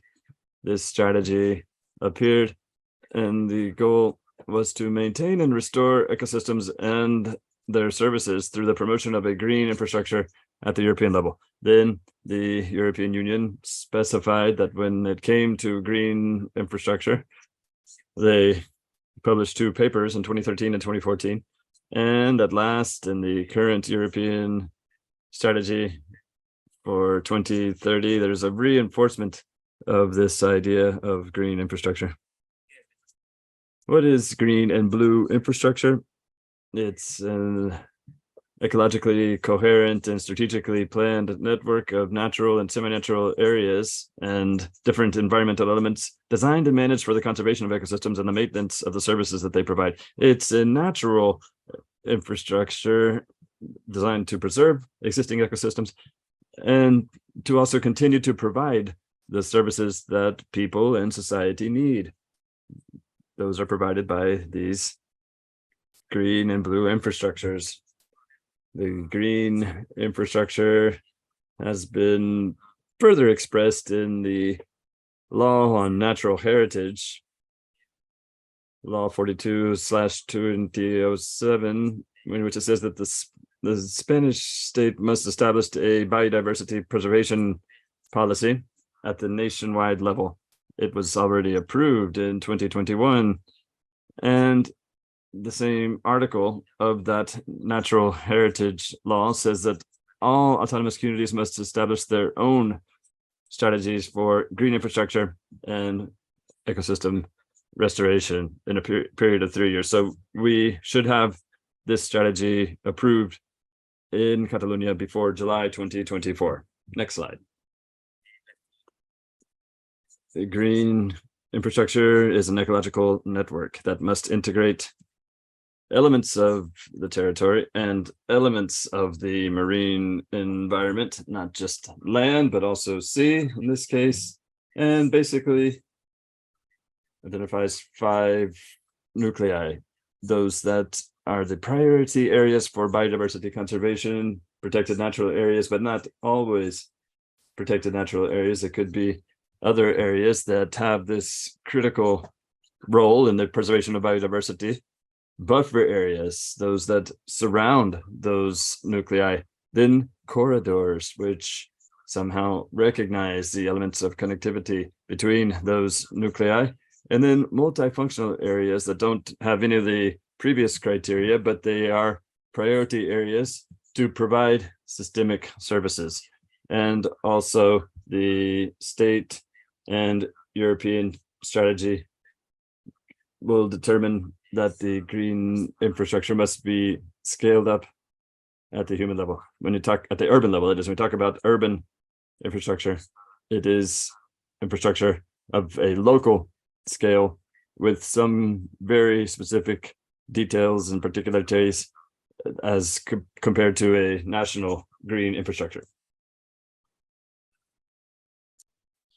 The green infrastructure integrates 2 subcharges. On the one hand, the conservation network, and on the other hand, the restoration network. So it determines which parts of the marine environment will boast the benefit of conservation and which ones have been degraded and are subject to restoration. The definition or the distinction between them is something that needs to be undertaken as part of this green infrastructure strategy in Catalonia. The potential for ecological restoration of the green infrastructure appears in all 3 main pillars that make it up, which are connectivity, ecosystemic services, multifunctionality, and habitats and species as the main component for biodiversity. Now, the third element, to wrap it up, that I wanted to share with you is the well-known nature restoration law by the European Commission, which is going to be transposed into a direct regulation that will be directly applicable in Spain. This was approved last June, and right now it's the focus of a discussion at the European Parliament, because some lobbies consider that this new regulation is too ambitious, and we'll see how it unveils.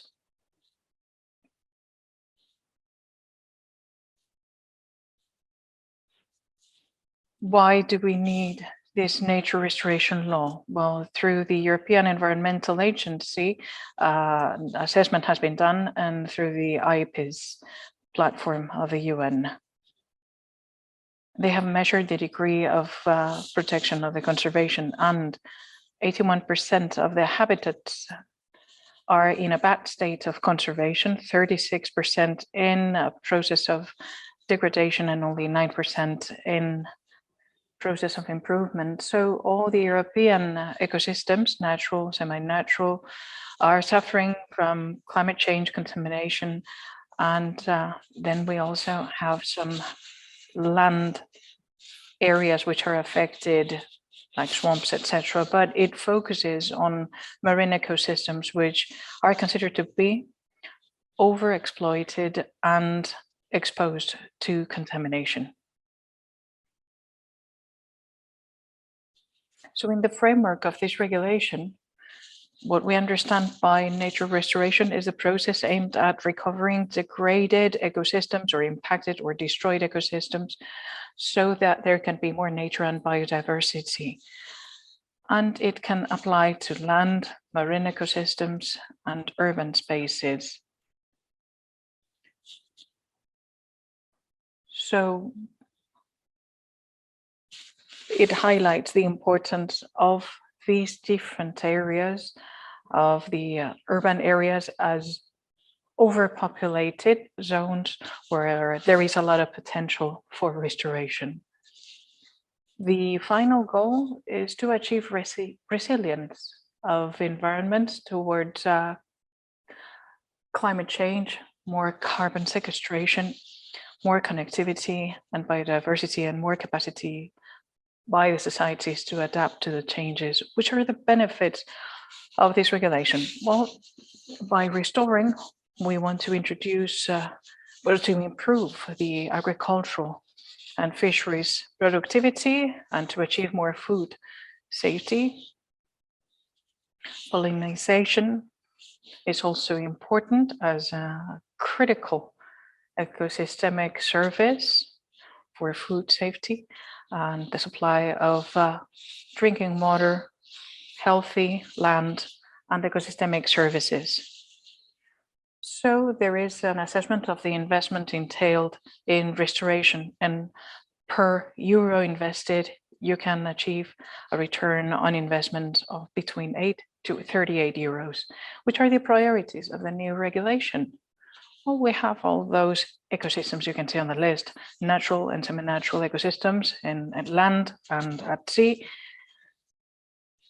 where we intend to recover the species and pollinizing insects, which is a critical aspect in food safety, forest ecosystems, urban, agricultural, and marine ecosystems. And they emphasize the emblematic species, habitats, and seabeds with sediments with certain species like the dolphins, sharks, rays, and seabirds. And which are the results that are to be expected as a result of the implementation of this regulation? Well, this ambition is being discussed currently at the European Parliament, because by 2030, we would like to restore at least 20% of land ecosystems and 20% of marine ecosystems which are in degraded condition. Obviously, we need to assess what is considered to be a degraded condition in the ecosystem, and which would be the threshold beyond which we consider that an ecosystem is degraded and therefore subject to restoration. So, but this is currently under discussion, as I mentioned, so we need to see how this ends up. And the obligation by member states is to develop national plans for restoration by 2050. And it focuses on all natural habitats, not just the ones protected by the Habitat Directive or Birds Directive. It expands it to other habitats which are not covered by those directives. And it wants to show the spearheading leadership taken on by the EU in terms of protection and restoration of nature. And they want to establish a benchmark to be followed. So we need to introduce a national restoration plan, which means that we need to quantify the surfaces to be restored. We need to describe the restoration measures which are foreseen and applied, specifically within the Natura 2000 framework, which is going to be a priority, and which are the measures in order to avoid deterioration of the areas covered by Annexes 1 and 2, which are the areas that have achieved a good status of well-being, inventory of the pre-existing barriers, and the ones that will be eliminated, which is not the case here. And then regarding marine habitats, the regulation includes 2 annexes in addition to Annex 1, which alludes to the Habitat Directive, 6 marine habitats, and in the next 2, we have a total of 7 groups of marine habitats, 7 groups, which equals 12 habitats, and in the next 3, some emblematic marine species areas in order to preserve the conservation of the habitat species. So I've tried to stick to the schedule, and I hope that it has been fruitful for you. You have here some links if you would like to delve into further information on these topics. Thank you very much, Santi.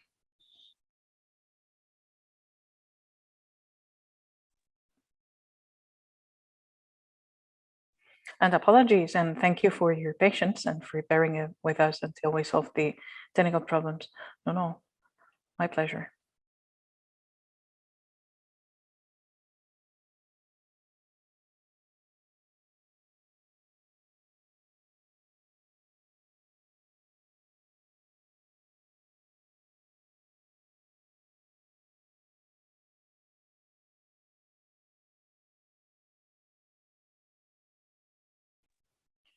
Okay, while I upload a presentation, which has arrived last minute, I'm trying to find the right device.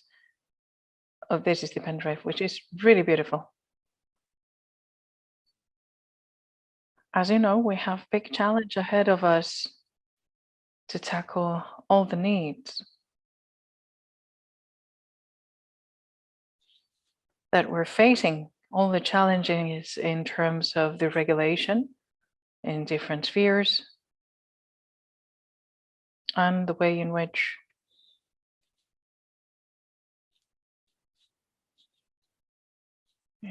we can materialize this or translate it into real implementations that can cater to our needs. We're going to have 2 roundtables, an institutional one and a company related one.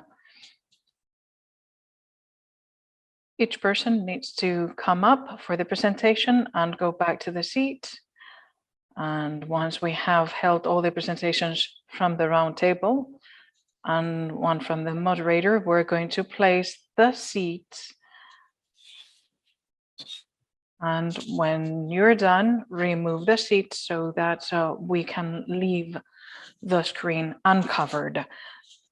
The first presentation is going to be made by Cito Alarcón from the Town Hall of Barcelona, who is the director of the zoo in Barcelona. Go ahead.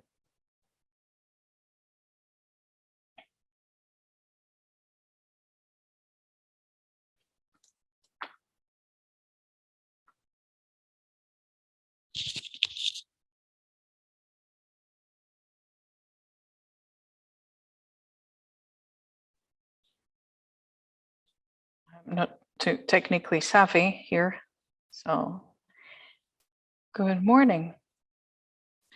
I'm going to talk about the past. I don't know why this is in color. I'd like for it to be in black and white. And we're going to talk about the Zoo Foundation. We have inaugurated a new stage in 2023 with certain remodeling.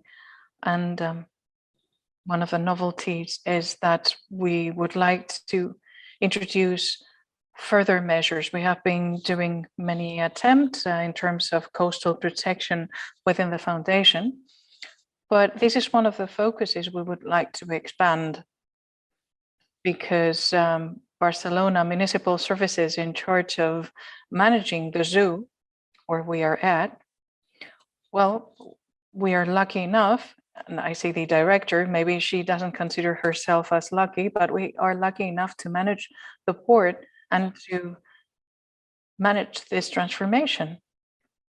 Pep is here, so he could explain it better than I could, but anyhow. Well, at the end of the 90s, the beginning of the 2000s, we were concerned about the change in the forum with the new water treatment facility. And we did something which was important, which was the recovery of the river mouthing of the Besós River, in order to turn one of the most polluted rivers in the country and to transform it into something that could recover all the biodiversity. And mud had been spilled for many years by the factories there. So we mapped the seabed, we measured the water quality, and we conducted some studies of how the beaches were affected by storm days. We did a modeling, and this is prior to 2004. We have recovered it, and even eels can be seen these days. And this is the new water treatment facility, and the sludge dumping was eliminated. Certain improvements were made, and we were working on the unit discharges. We built the an improved tank, and as the Mayor Klaus said back then, we wanted to see whether this entailed an improvement in the marine environment. We could do it better today. We had a certain technological status. We could see which were the status of the sediment, and there had been a lot of sediment coming from the water treatment facility and the dumped mud by the factories. And you can see here the function of these species in terms of the introduction of a hard substrates, which is a resource in order to develop an ecosystem based on algae, biozoos, in order to build a harbor refuge for fish species.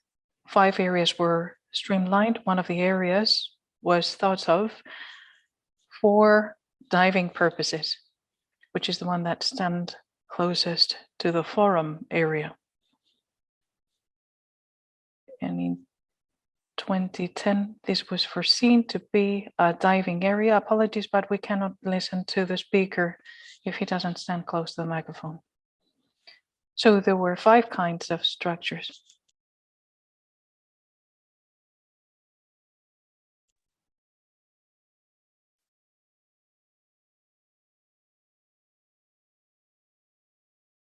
Okay, we'll stand close to the mic. So we built these structures I was showing.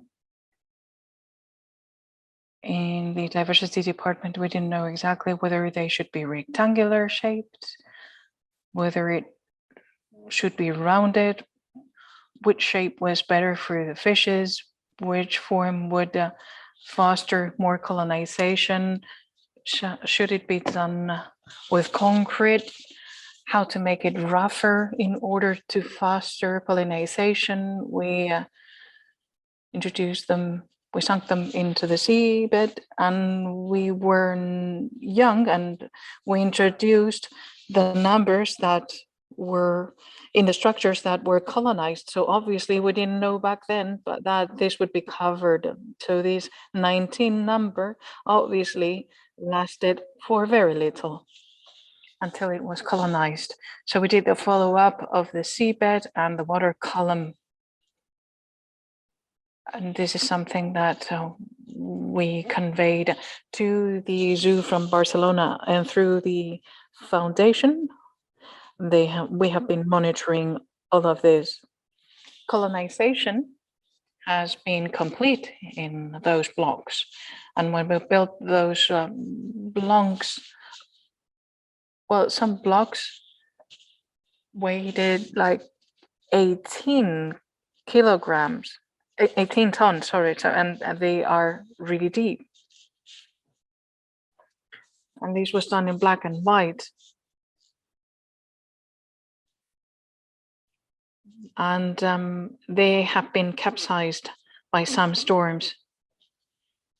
For us, it is the same if they are in a horizontal or upright position, but obviously we can be subject to 20-meter storms.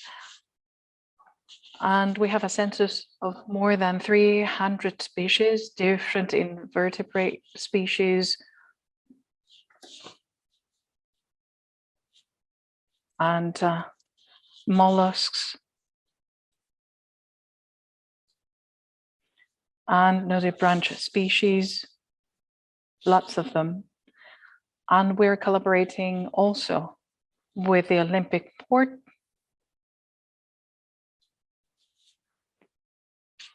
and we want to expand the scientific follow-up of those areas and to expand it to make a monitoring also of the NACRA, which is under threat.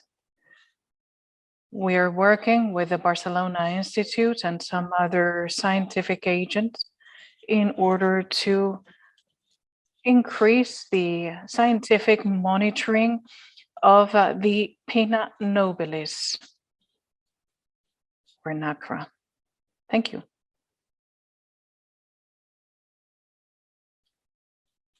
Thank you very much. The next presentation is from Javier Romo from the Port of Barcelona. And we're going to upload his presentation.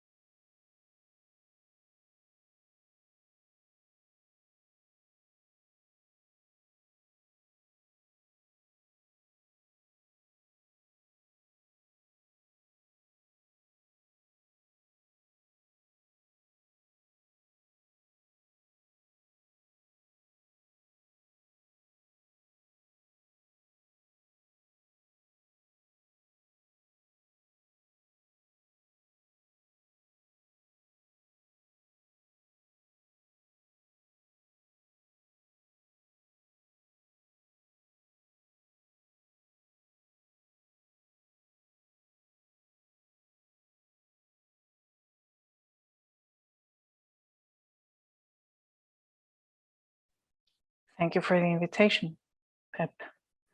If truth be told, I feel, as we say in Spanish, like an octopus in a garage, bit out of place. But I'm going to skip some slides to go straight to what interests us all. The marine biodiversity in the Port of Barcelona is something that we are unveiling now. For barely 1.5 years, I've been responsible for this marine biodiversity dossier, and the last list that I received on the census of species, and well, not the species, but the records of the species. We have 8,000 records of different species in the port of Barcelona. We haven't included the cetaceans.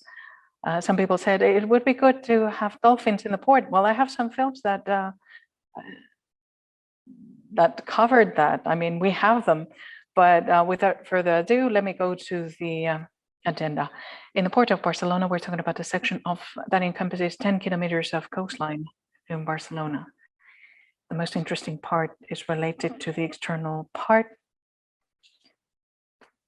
with hard substrates in the breakwater. And we're talking about 10 kilometers times 10 nautic miles of open water. I don't want to go into the biotope description. Here you can see that the port waters might seem homogeneous. They are to a degree, but there are certain differences depending on the hydrodynamics, the concentration of nutrients, etc. And this is the most important part. When we took on the dossier on marine biodiversity, we needed to analyze what we had and what we were talking about. It's true that the port of Barcelona is half dead. There's very little life. We started gathering information of all kinds, old reports drafted by PEP. We even used your report from 2010 for the hard substrates, and more recent data regarding the follow-up of the soft substrate and some studies on phytoplankton. And the last thing we introduced was the 73 fish species facilitated by the Recreational Fisheries Association in Barcelona through pictures, etc., and reports. So more than 400 species and groups. We're still missing some biotopes to explore and further survey. And this points at a certain degree of biodiversity. It's true that we're talking about some highly resistant species towards perturbations. This is an area where there is a high degree of perturbation, a lot of economic activity, many ships coming in, back and forth, many different vessels operating, container ships, etc., and certain containers can be lost, etc. But we were interested in drafting an inventory on the current biodiversity, and we wanted to conduct specific studies in the different environments. And we're working on the following in the implementation of the environmental DNA, which has to do with taking a water sample, processing it, and analyzing the DNA to see which is the species that can be found. This is an exercise that was conducted in February, and it was staggering result. We took a water sample, submitted it, subjected to a process, and it was in a PCR, which was this small, connected to my PC in my office, and we detected the Asparagopsis armata on the spot, and with very little knowledge. The Asparagopsis armata is not listed within our species. It's true that it is located in the coast of Barcelona, but with this test, we could determine that it is part of the port as well. What we need to launch before I go on holidays, which will be July the 15th, before that, we want to do a meta barcoding. We process all the DNA of the water sample, we sequence that, compare it against databases, and then you can have a complete list of all the species that have been detected and that have left an imprint in the DNA of the water that was sampled in the port of Barcelona. And we want to see which is the applicability in the port. Why? Because in the port, we receive wastewater from the city.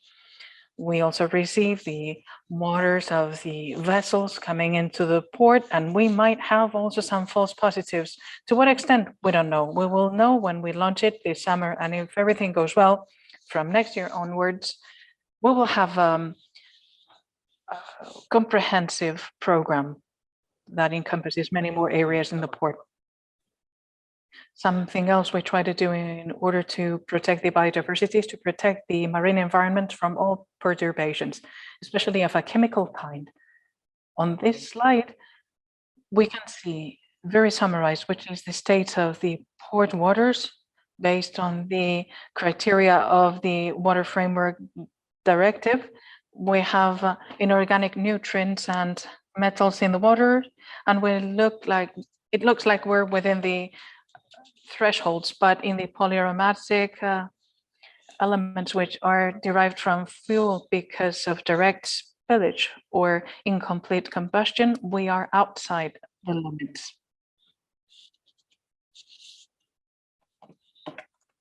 The president of the Port of Barcelona announced recently a vessel operation regulation, regulating what they can and they cannot do. The Port of Barcelona doesn't have competence regarding the discharge or release into the water. It falls within the competence of the vessel or private company, or the department in charge of regulating the water in Barcelona. So how do we regulate these perturbations derived from marine traffic? Well, what we're allowed to do is that if we introduce a regulation, a municipal regulation, and we say what the vessel is allowed to do or is not allowed to do, well, what we can do is we can impose sanctions. And through the marine captain section, we have listed all the different usual activities of the vessels, and we can prevent the dumping of wastewater. It might look as it's not true, but according to the current agreement, if the water is treated en route and not in the port, they are allowed to dump it. And the cleaning of tanks, this is forbidden in the open water and in the port, but they request it from time to time. It is forbidden. And if you do that, minimum sanction might be 30K or 60,000 euros. And the limitation of the open cycle scrubbers, which is the largest unknown factor of marine traffic, which might explain the high level of pH in the port. The scrubbers have to do with the glass cleaning system, which reduces the atmospheric contamination produced by the vessels. Basically, they take water and they throw it against the current of the gases. And by doing that, you reduce nitrogen, among others. And there's different technologies in gas cleaning. You can have the open cycle, you take the water, open the gas, and you dump it, or hybrid or closed loop system. The open cycle is the cheapest and the one that has the highest degree of installation. Ship owners prefer that, but this is going to be forbidden and it's going to be subject to sanction. We're going to regulate and limit the cleaning up and the cleaning up of the vessels and the painting activities, and only the ones that have the treatment of the tanks with ballast water are going to be allowed to clean the water. And everything needs to be subject to water treatment system. They need to treat all the effluents. So the cleaning of the hull is regulated and how to transfer the organisms from one area to the other. I have been paying attention to some lists of certain species. I can see that the most usual state is the exogat, which has 1,700 species.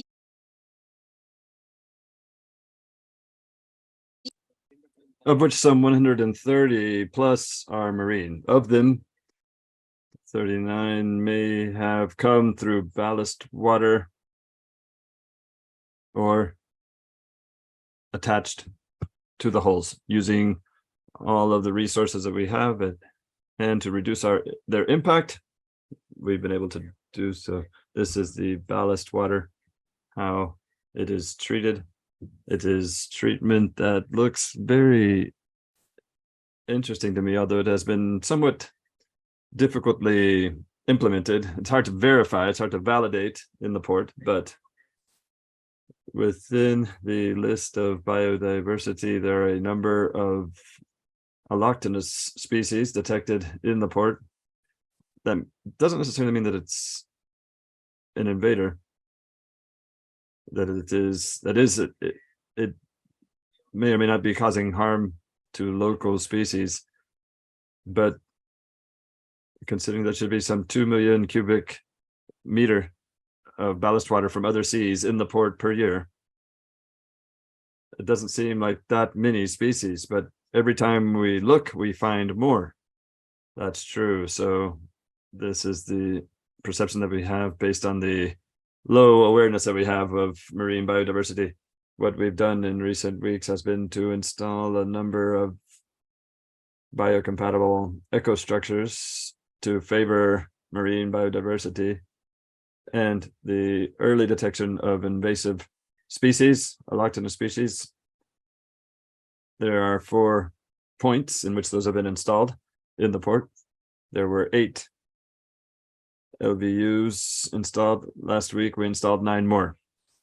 Considering there are 2 private companies that have invested their money, and these are their points, we may have 40 LVUs to promote biodiversity and to limit and detect and limit invasive species. Someone might recognize someone here in this photo, but this is the report from January, I believe.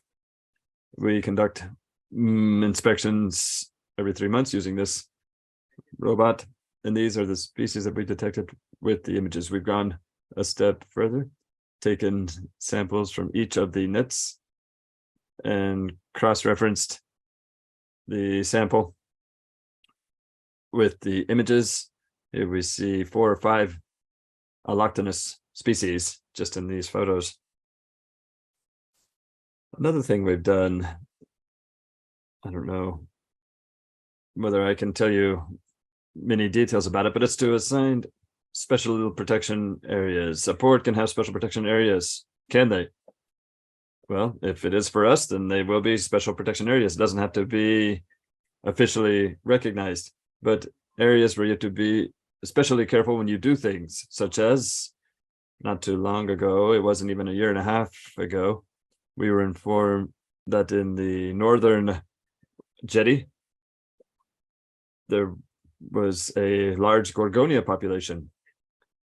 The Gorgonia population had the risk of being quite deteriorated if the works to expand the jetty were completed, as was the plan for next year. Our plan was that within the cost of the works, they include the identification of the species to be rescued, rescue them, and resituate them in some part of the port. And if not, to put them in an aquarium at the ICM for them to be replanted later. If we manage to do that, and we're working on it now, there are difficulties. We'd like to do everything all at once, but we end up having to do it by phases, by blocks. For every 100 meters, you have to know what the cost is to be able to budget it. So we're negotiating and making it as realistic as we can, but it does appear that it will move forward by the end of the year. And here's another project regarding the marking of fish and following them in their migrations through the mouths of the port. And that completes my presentation. Thank you.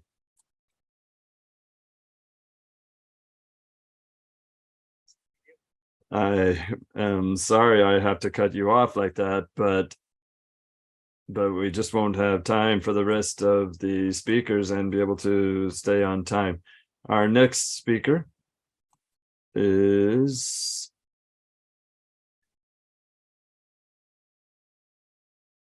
Andres Alcantara from IUCN.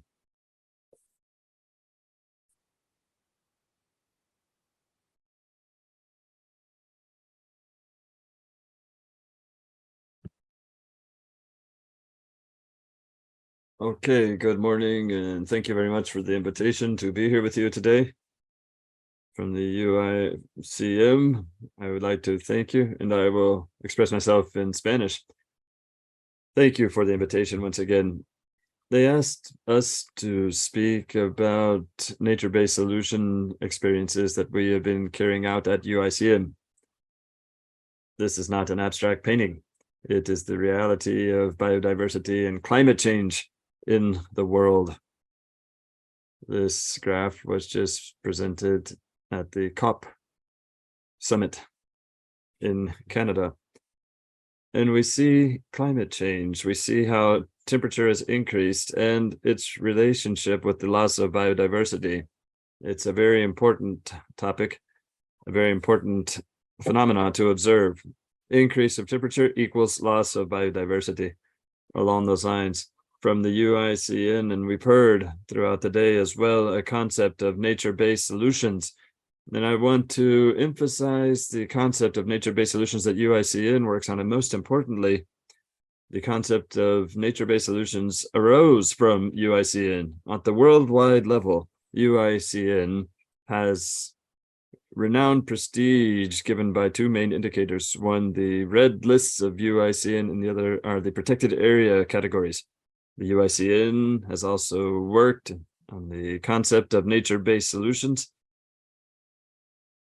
which came about following the mangroves and nature-based solutions. It's very closely related to coastline preservation.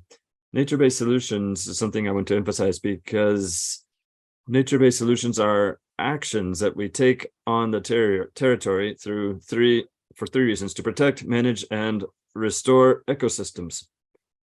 The important fact is that today we're talking about natural and modified ecosystems.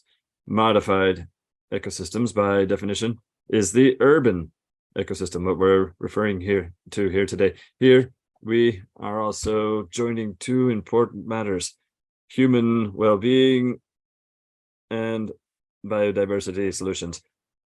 Nature-based solutions attempt to respond to 7 different social challenges. Let's discuss them. 1, climate change. 2, food security. 3, water security. 4, health. 5, socioeconomic development. 6, the reduction of disaster risks and the loss of biodiversity and degradation of ecosystems. These are the 7 main challenges that we are working on within these so-called nature-based solutions. The organizers asked us for specific examples of nature-based solutions. So here you have a report that we just published last year. It discusses the study of nature-based solutions in Mediterranean cities, many of them Mediterranean coastal cities. What we've done has been to apply the nature-based solution standard to the projects carried out in these Mediterranean cities. And we're seeing how this nature-based solution standard is applied correctly or not, and how improvements must be made to the projects through the standard. One important thing that I must emphasize: nature-based solutions are a concept, are a sexy concept, so to speak, adopted by the private sector, the public sector, and there are so many concepts and activities in nature-based solution. Among the nature-based solutions, what we've done at UICM is to set the standard for them. In that report, you'll see what has been applied in different Mediterranean cities. Among them, what we have applied at the municipal government of Barcelona, and we applied that within the biodiversity plan of the municipal government of Barcelona, applied also in Valencia, Malaga, other Mediterranean coastal cities. Therefore, this report can be very useful when it comes to the direct application of projects that you're working on. One important thing: nature-based solutions, the nature-based solution standard, and the applications developed by UICN, which are all published and which you can all download for free. They are applications that will let you develop, they will allow you to develop them in the concept, development, or even maturity phases. It can be a project that perhaps has not been born as a nature-based solution, but it has seen to be a nature-based solution or related to one later on, and you can use it to apply a nature-based solution in the future. In the report, you can get a very clear idea of that.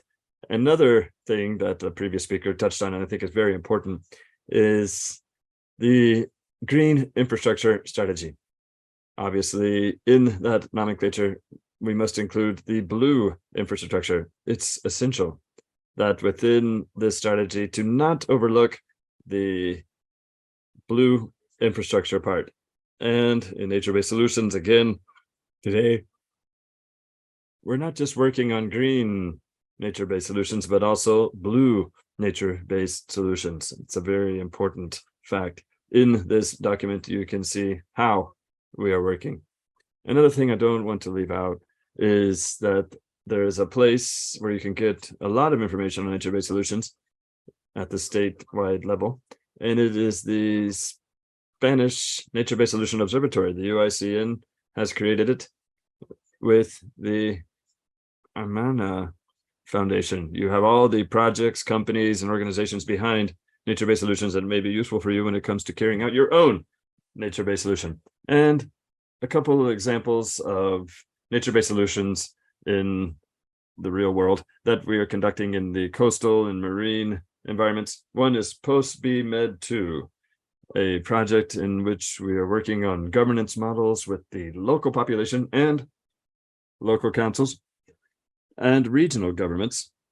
We're working on this project for Posidonia along the Mediterranean coastline, specifically the Spanish coastline. This is an example that we can discuss during the roundtable discussion of a governance model and social participation. Second, my colleagues from West Coast, are you here? Yes, good. We're all working together on the West Coast project, which is a fundamental one when it comes to working on nature-based solutions and restoration in a number of different activities at the international level where nature-based solutions are a fundamental idea. My colleagues are working on the more technical side, the scientific side, and we are working on the governance work package. And in the specific case of Catalonia in West Coast, we're working on this pilot project in the Ebro River Delta, applying the excellent criteria being developed by my project colleagues. So that gives you an idea. This is a snapshot of what I saw yesterday flying up from Malaga. And I saw the Ebro River Delta. And here is my email address. If anything you need, I'll be at your service. Let's not forget that green infrastructure must also be a blue infrastructure, and we must develop the nature-based solution criteria under clear criteria for action. Thank you.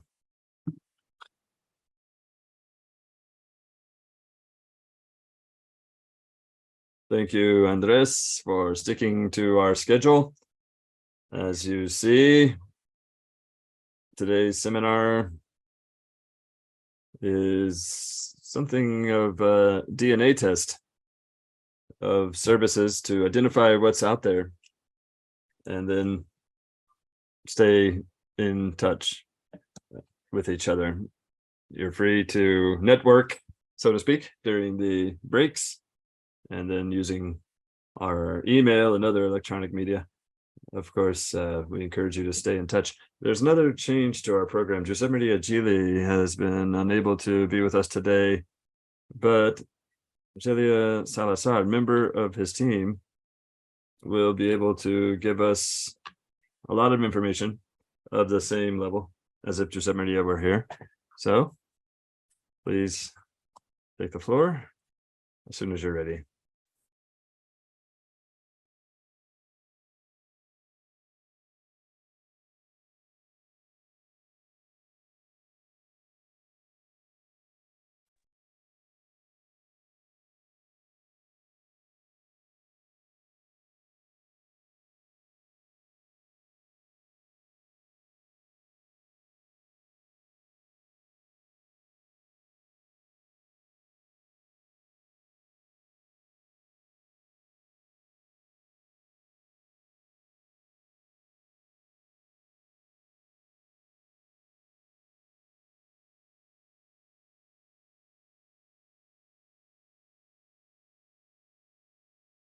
Hello and good morning.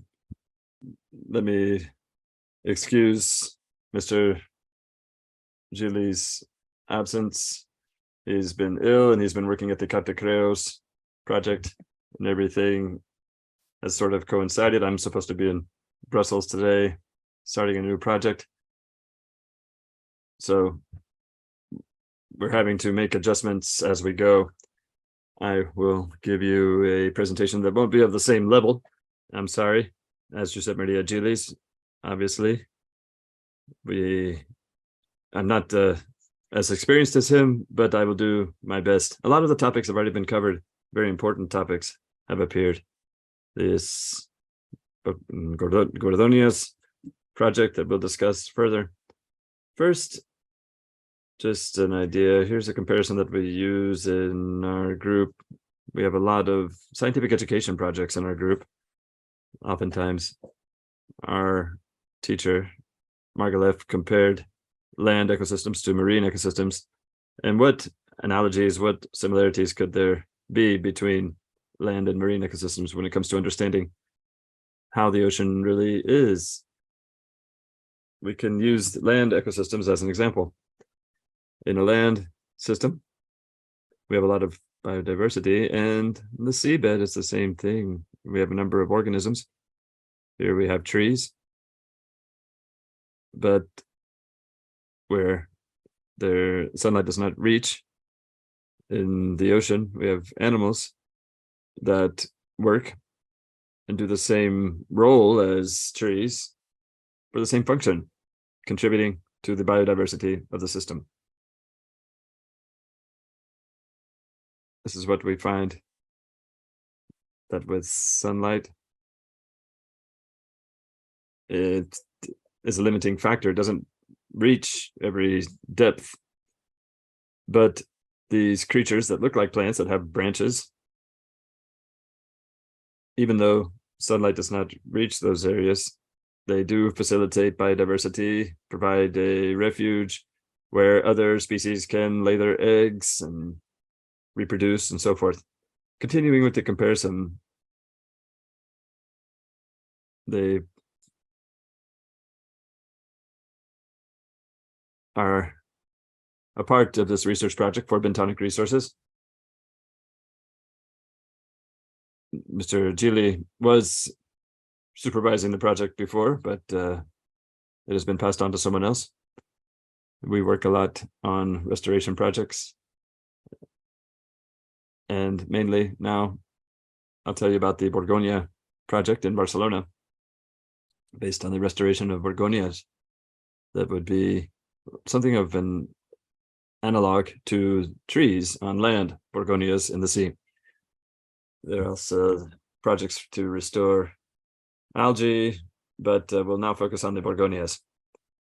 This is where the story began, in the hotel known as Vela, the Sail Hotel in Barcelona, and an urban environment with all of the social and environmental impacts. As you know, Borgonias are categorized as vulnerable species because they live attached to the seabed. They are subject to a number of impacts. It's important to understand how they work. They begin with a larva that attaches itself to the proper surface, the bed. A skeleton then grows. And from that, polyp by polyp, it grows very slowly. And it's important to understand very well how these organisms work, how they can interact, and so forth. And to also bear in mind their context. Here we see these filament algae that affect the Borgonias because they can't open the polyps, feed, reproduce. And we see a number of impacts. Also, it's up to us as a society to determine what this relationship is going to be like. There's an entire life form that forms part of the natural environment, natural heritage that belongs to everyone. What's the relationship between the marine environment and what is done on the coast? sorry, because we had a video ready. It was the beginning of the Barcelona Borgonia project. I wanted to start with a video that was shot by a diver. Oftentimes, research, it's important to have sightings, an observation, in this case, a diver who posted their video on YouTube. And then it's seen by a scientist or a group of scientists, and they're surprised because they're familiar with where the video has been shot. When we saw this video of Borgonias in Barcelona, we were very surprised. And that's when we decided to launch this project. First, to know very well what was out there. And second, as we're researching restoration, to examine the restoration potential of the Borgonias. So we improved our understanding of the population of Borgonias along the Barcelona coastline, and perhaps later on, this is somewhat of an open question, but we would like them to have the Borgonias as a vehicle to restore other areas, as long as they meet a number of requisites that we will discuss later on. So that would be the next step. Let me also tell you how this project came about, how it has evolved. We had a project called Res Bios that focused on citizen participation, involving citizens in research projects. And then it was decided, since we wanted to study that area, to research in a somewhat different way. This was done hand in hand with FECTAS. Here, Guillermo, we have other people from FECTAS here. And we have gone out with them. And this is where we wanted to discuss that partnership between divers and scientists, going out, sighting, studying, going further, much further than just a scientist can go. That's a very important part of it. And we first got a grant from the local council. We also received a donation from Bioderma that was interested in the project. And then the Belong to Sea team, Christina and Maria, are there. They contacted us too, while we worked with companies that had, as part of their corporate social responsibility, employees were also taking part in the research project, coming to the facilities, seeing the Borgonias, because it's up to everyone to have the will to get to know the species that we have just meters away and involve themselves in our conservation, in their conservation. And if they can get involved in a research project, all the better. This project is on the Espai Mediterranea website.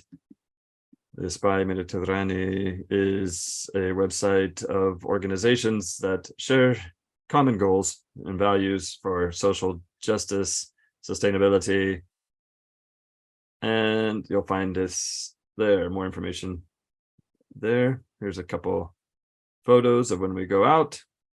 And in this study area, as we said, surprisingly, here in Barcelona, our natural heritage is much richer than many often think. I myself, I've gone out to see in Barcelona, employees are often surprised to find that they're wrong about the seabed in Barcelona. They think there's nothing down there, but they find that it's very rich. A couple of years ago, there was a study done at the Forum with the team from TECDAS, and Mr. Ballesteros all took part, and we were very surprised with the results. Here, a couple more pictures of the Borgonia as we're planting them, working with them. We're interested in studying their metabolism, that they are truly well adapted. the reproduction of each fragment. Is it male, female, and so forth? So here we see Angel, who did his master's project. Here you see the sexual products of the begonias. These are all elements that are important to bear in mind for restoration, to know very well. And to conclude, the final shots of the gorgonias now is the most dominant species that we have in that area. And the final message is one of dissemination of the restoration projects involving different sectors, and especially empowering, working to preserve them because their value is priceless. So that is my presentation for today. Thank you very much for your attention.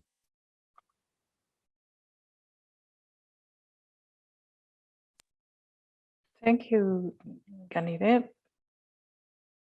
Those of you who have participated on this roundtable. Now we're going to have a bit of a roundtable and Q&A session.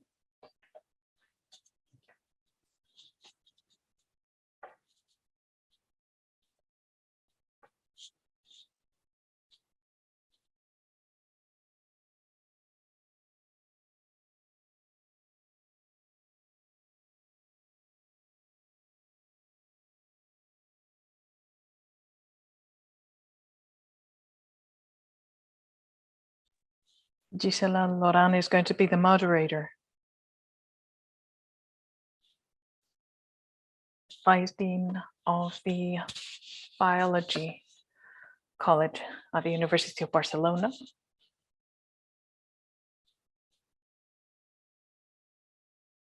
Gisela, go ahead. Okay, good morning. I would like to thank all the speakers for their interesting presentation. And I'm going to ask a question to each and every one of you so that you can respond. And then if the audience has a question, we can open the Q&A floor. Cito, you have talked about a project that has been conducted for several years in Barcelona. How long do we need to wait in order to see the regeneration of urban marine ecosystems? And is it necessary to have a program that deals with that and that is agreed with all the administration that are responsible for the implementation, especially because we're talking about a long-term project? I was told that I needed to talk to the microphone. Oh, they're here. Well, if it's working, it's working. Yes, it needs to be planned. I have been very critical because I'm old enough. So the studies began at the end of the 90s, and we characterized the seabed, and we touched on many doors. And the foundation is important, but we, without the universities, without the scientific research, are nothing. We have true experts here, and we want to become a sort of engine and a driver in order to move forward. And it was difficult for us. We knocked on the doors of SASIC, the Spanish Research Council, and on the doors of the University of Barcelona. Had we had this advice and this planning, probably as of today, we would know many more things about these studies, and we would know more about the jetties. Many people are against it. Many people would create the seawalls in a different manner. But even so, at that moment, we didn't have the proper brainstorming, and things went the way they went. But now from the foundation, one of the things we want to do is to reflect on what has happened during these years and the timing is different when we're talking about the sea than when we're talking about another land-based or swamp based projects. And precisely what we want to do is see if we can, in fact, we have Borgonias, as you know. We would like to see whether we can perform a monitoring of what's going on there, because we have conducted a monitoring and follow-up, as Pep knows. But our follow-up has been an inventory, not more. We don't know how the sediments have evolved. Visually, when you go there, the sediment has been evolving. We don't know about certain aspects of the water column, and we don't know exactly which are the relationships struck by all of this. In other words, it's necessary to plan. And I'm pessimistic because when you touch a drop of water in the sea, there's like 16 administrations involved. So it's complicated because we're talking about the regional autonomic administration, the coastline protection legislation. It's a very complicated framework, and it should be rendered simpler, because we merely want to research, because we want to find out what's going on, because what's going on is happening at a quick pace, and we're losing biodiversity by the minute.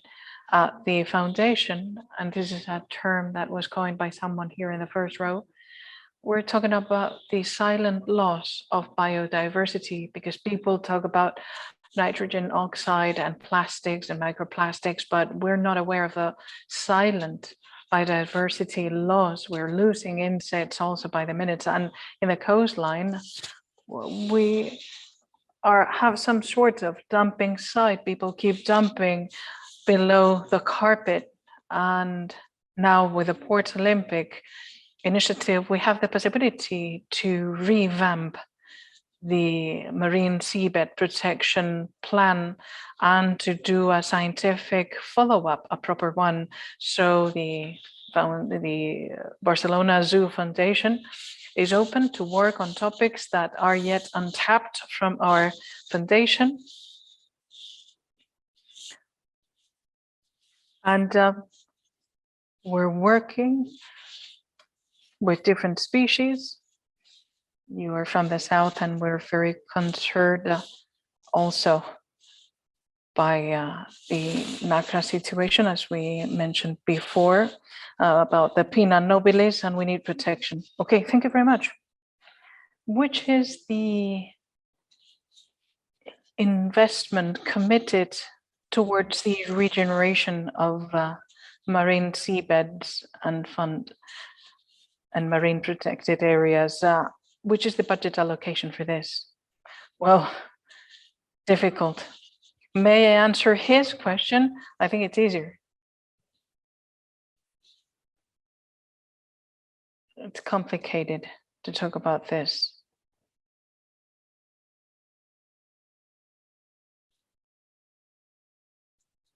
If we would do this everything at the same time, if we were to undertake the effort, it would be between 200 and 400,000 euros if it would be done in 1 year. But the works that can affect the external sea wall for the monitoring and rescuing tasks, well, this can last for more than 1 year, or maybe we do a section of 100 meters right now and another one later. I made a calculation, and I think that an intervention per 100 meters of breakwater, an intervention like that would be around 200,000 euros, and we have 10 kilometers of jetty. To foresee the expenditure within a framework of 10, 15 years time is something which is unfathomable, but it's true that we can undertake smaller investments, for example, in order to install some adequate infrastructures that foster biodiversity and for the detection of invading species, and it's relatively cheap. And the regulation of port activities is cheap. It's only my salary and the salary of my bosses to approve it, but it's relatively simple. But the measures per se, it would be hard for me to say which would be the investment entailed. But if we were to include these measures in an automatic manner in all sorts of works to be undertaken in the port, in the external jetty, well, that would be a success. I don't know exactly how much it would entail or which would be the forecast, but that would be a success. Okay, thank you. Andres, which is the degree of citizens' engagement in the development of the measures foreseen for the regeneration of marine ecosystems?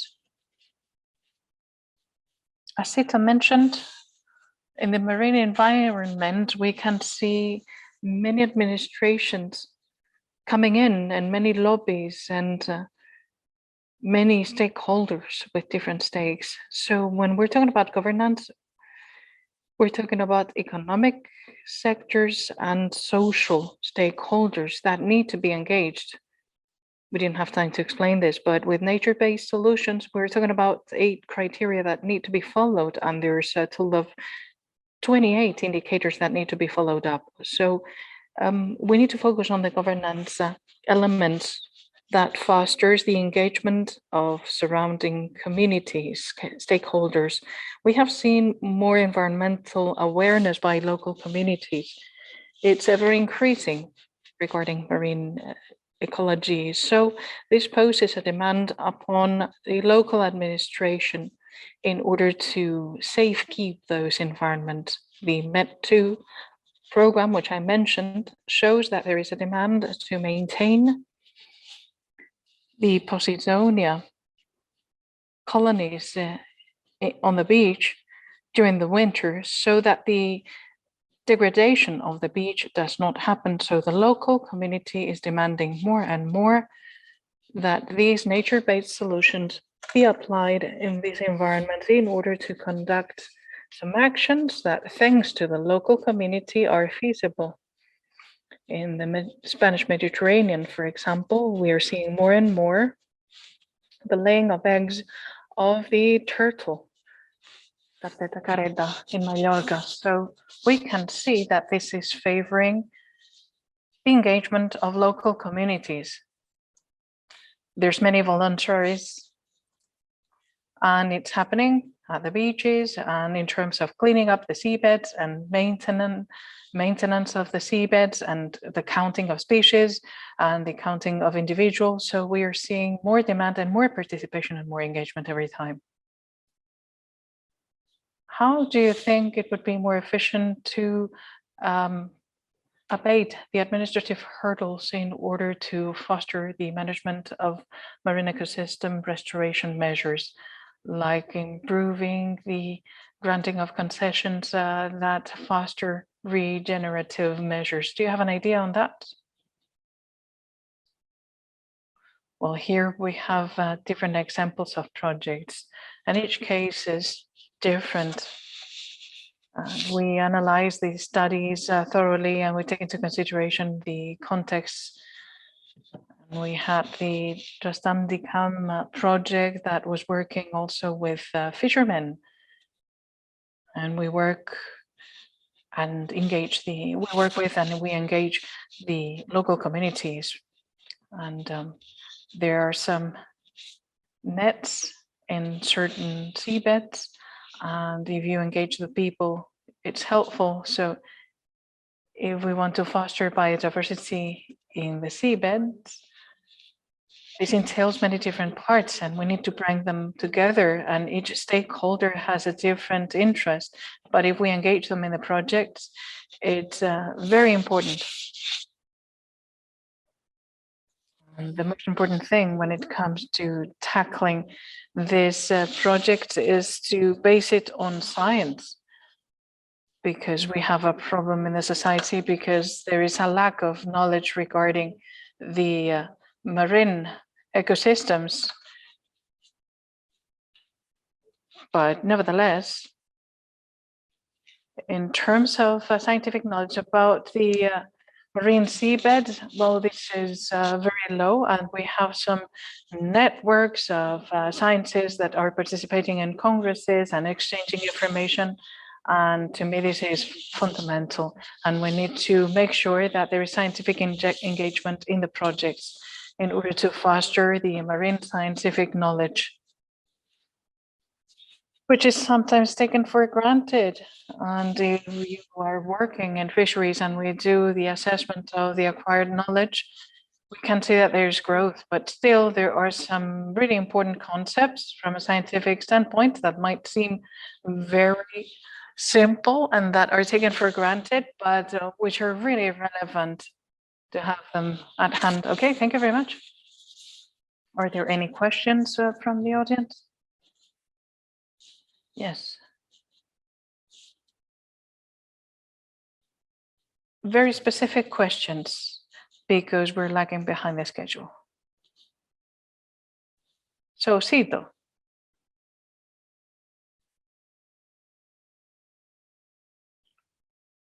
Which is this? There are 15 or 16 institutions that you need to ask a permit from, and which is the list of those entities and which is the contact phone number. So in other words, which are the requirements for the application of restoration projects? Which are the permits that we need to ask for? Do we need to ask for a list of entities that we need to request permits from? Is there like a list from the local government? I don't know if this is finished, like the single repository of entities for the management of these applications is in order or in place right now.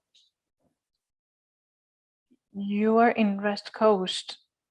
Imagine you would be in Life EcoRes, which does the restoration of deep sea Orgonia in the Rosas Gulf. They're doing that, and there is a fishing closure area. And the regional government of the Generalitat is boosting the creation of an electrical power plant in that ground above the Borgonia. What would UCN do? What would you do? Which kind of actions would you undertake, if any, on this regard? Let me remind you that today's topic is urban marine ecosystems. Rafa has his own battle, but you can answer.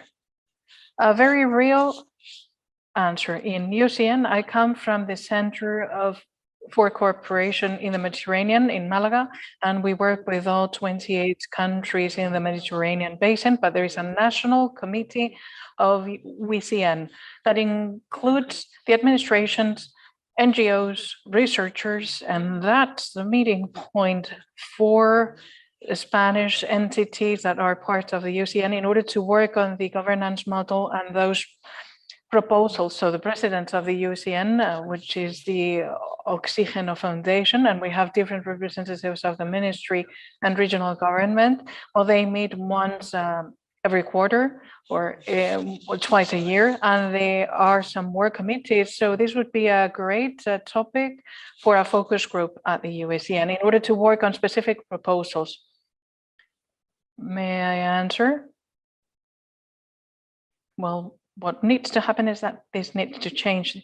There's different administrations because there's different competencies. Some administrations are competent on coastline regulations. Some competencies have been devolved to the autonomous regional governments, but which are subject to the approval by the ministry. There's health related issues.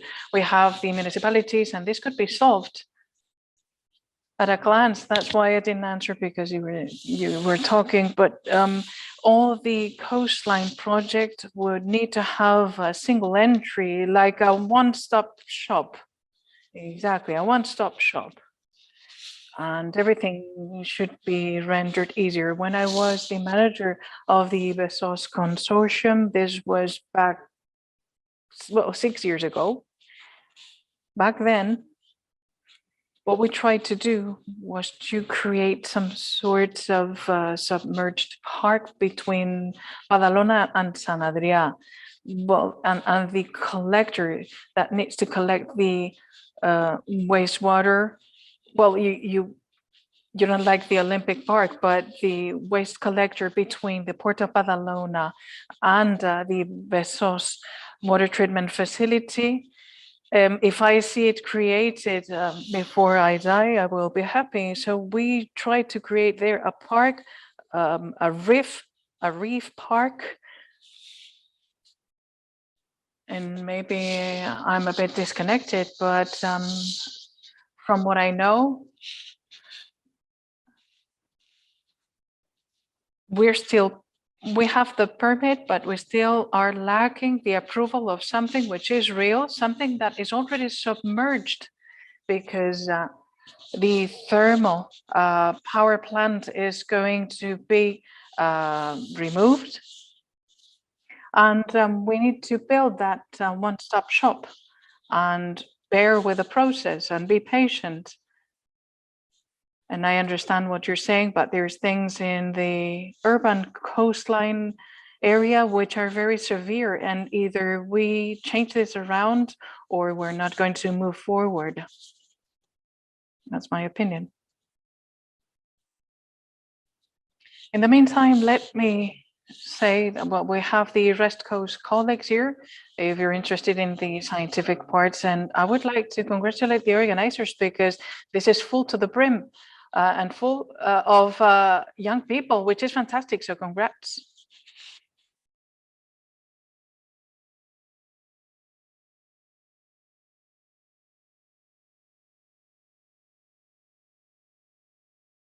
I would like to contribute to the answer rather than posing a question. I would like to explain that any action that involves the installation of any element in the marine environment requires a concession or the granting of a license or a permit, as I explained at the beginning of my presentation, and it's part of the applications portal, the Generalitat government, and these competences have been devolved to the Generalitat, with the exception of certain activities that are the competence of the port authorities.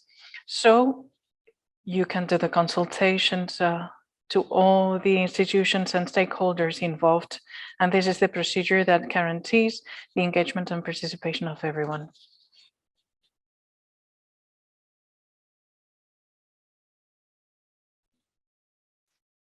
The purpose is for concessions and authorizations, not for larger scale projects. This and one more, and we wrap it up.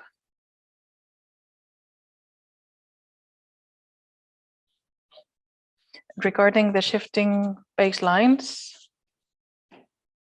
when you were talking about restoration, I was thinking about art, and restoring an art piece means that you are finding again an initial point. So in order not to find another initial point, we need to take into considerations that change is undergone, and in the context of climatic change and in urban areas which might be more affected by all these factors, the shifting is rather a flowing baseline. How do you take that into account when it comes to restoring? Are you asking me?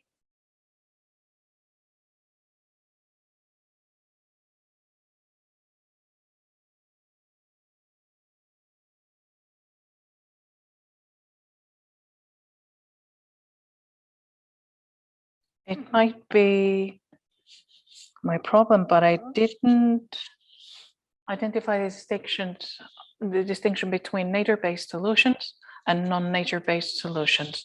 In other words, we're talking about the fact that nature-based solutions sounds very sexy, but sometimes anything can enter into that criterion, which are the clear-cut criteria in order to define nature-based solutions. when you see, and well, we have a criteria and 28 indicators. There is a chair at the University of Andalusia, and we're dealing with SPN and training programs.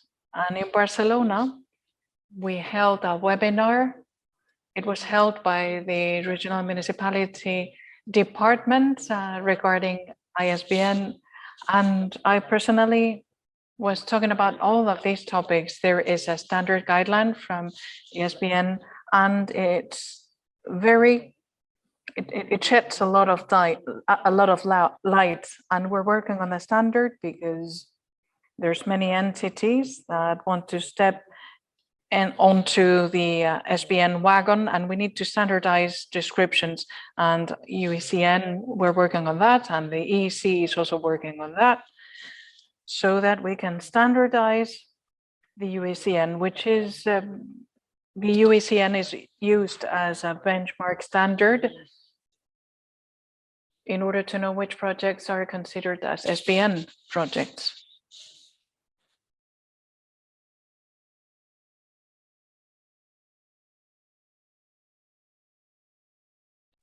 That's why planning is of the utmost importance. One logical thing in the urban or metropolitan marine areas where there's a lot of impact,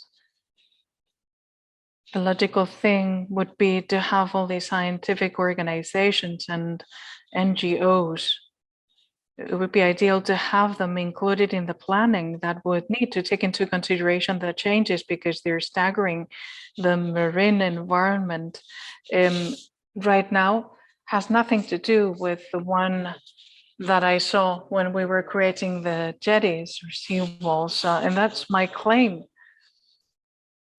I'm not blaming the Generalitat or regional government of Catalonia. I have spent my whole life in marine projects, and it's a scandal. We achieved the Besós River project with 42 million euros from European funds, and everything that has to do with the river bank management is complicated. But in the marine project, it's even more complicated because there is an excessive devolvement of competencies. And I know that the Generalitat of Catalonia is trying to do the best, but I would like to know whether the park of the jetties already has the planning. The intercepting collector project is something I worked on when I was a manager, and it's not yet done. And it's the last kilometer of coastline that doesn't have the proper collector that should be there in order to collect all the wastewater that comes through there, which is a lot. So, and we need to engage everyone working there. We pertain to UECN, we collaborate with many organizations, different universities, and with the Spanish Research Council, the CSIC. So it's basic common sense. We need to plan, and everyone needs to be involved. That's my opinion. Yes, and in that sense, let me remind you that it's very important to manage cross-sectionally and horizontally, but also vertically. The green infrastructure is very important, but also the blue infrastructure is very important. We should not think that all the marine space needs to be made up by reserves, because in the land environment, we have 1,000 protected spaces. And as part of today's meeting, maybe we could think about working on urban or marine peri-urban parks, just like the peri-urban parks have been successful when it comes to connectivity and the usage by the citizens in the land-based environments. We can try to conceive how to translate that into the marine world, how to create those peri-urban parks in order to preserve conservation and usage. Okay, thank you very much, Andres. I take note because one of the ambitions in Barcelona is to achieve the 30% of protected surface. It's not going to be with a natural reserve, but we can do that with certain spaces that boast a certain biodiversity in the maritime front. So thank you very much.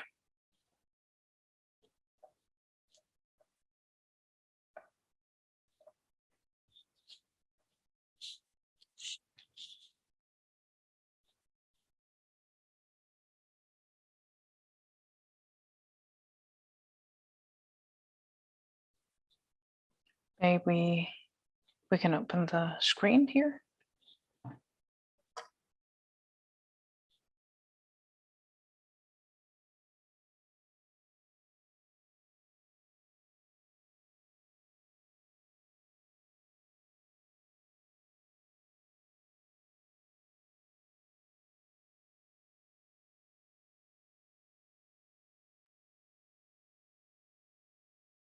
Bear with us while we arrange the upcoming presentation. Very well.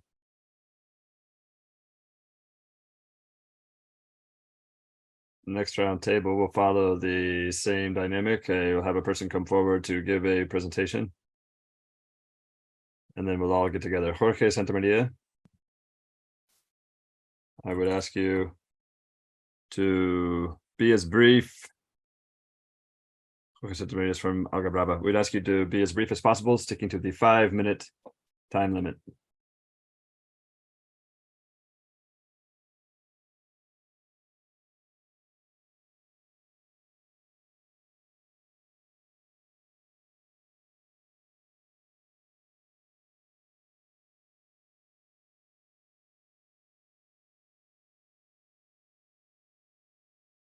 First of all, thank you for inviting us.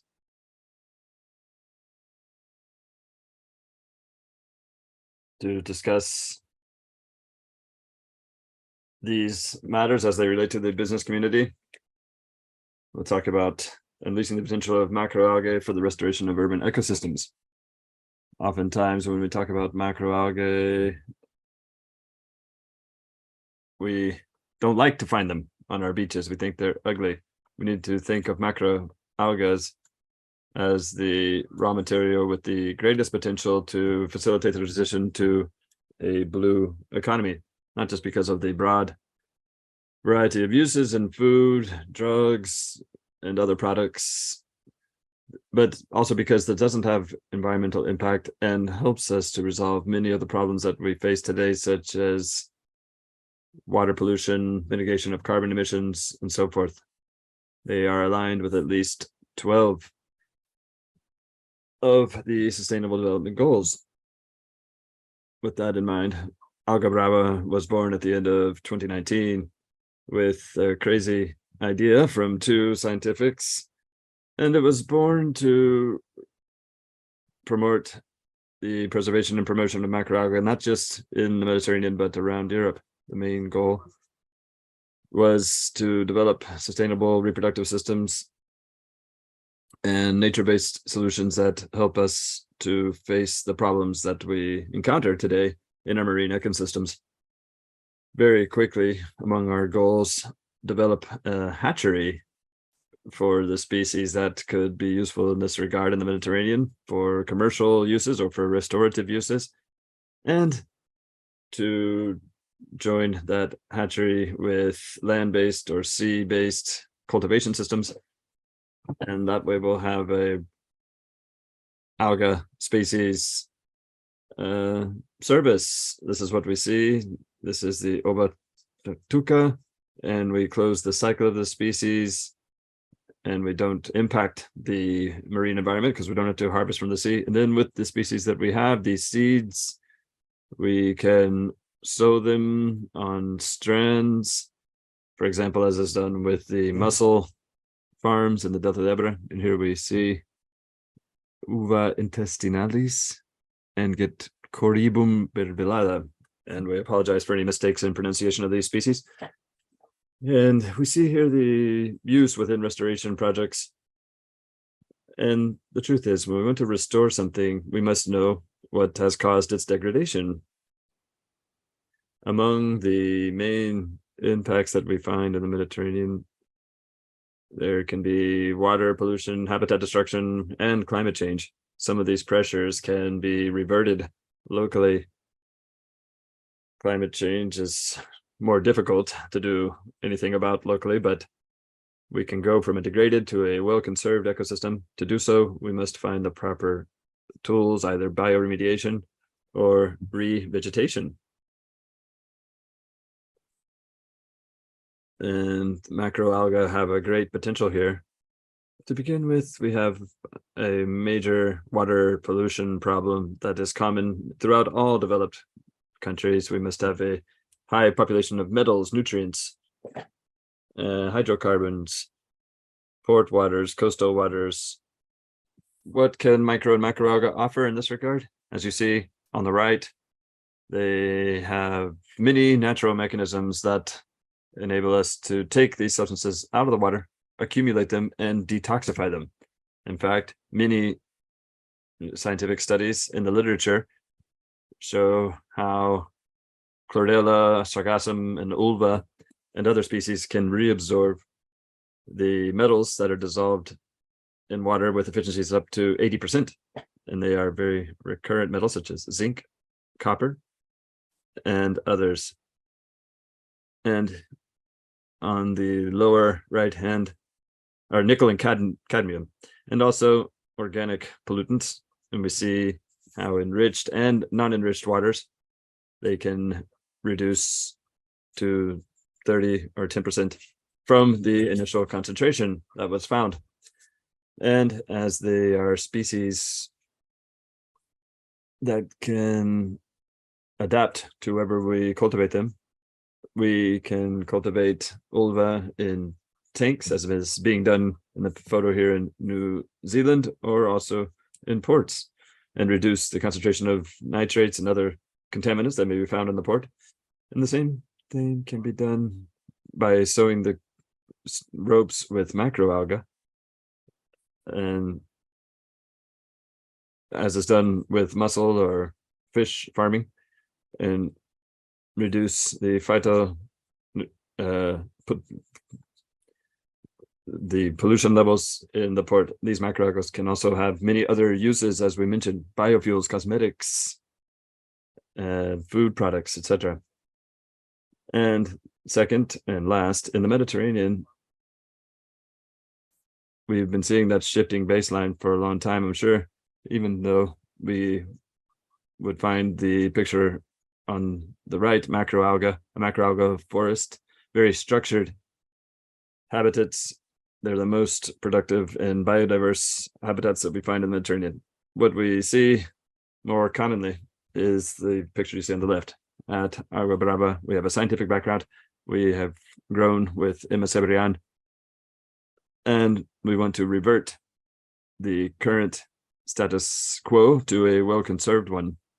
And we're already developing some cultivation methods using restoration techniques to scale up these activities.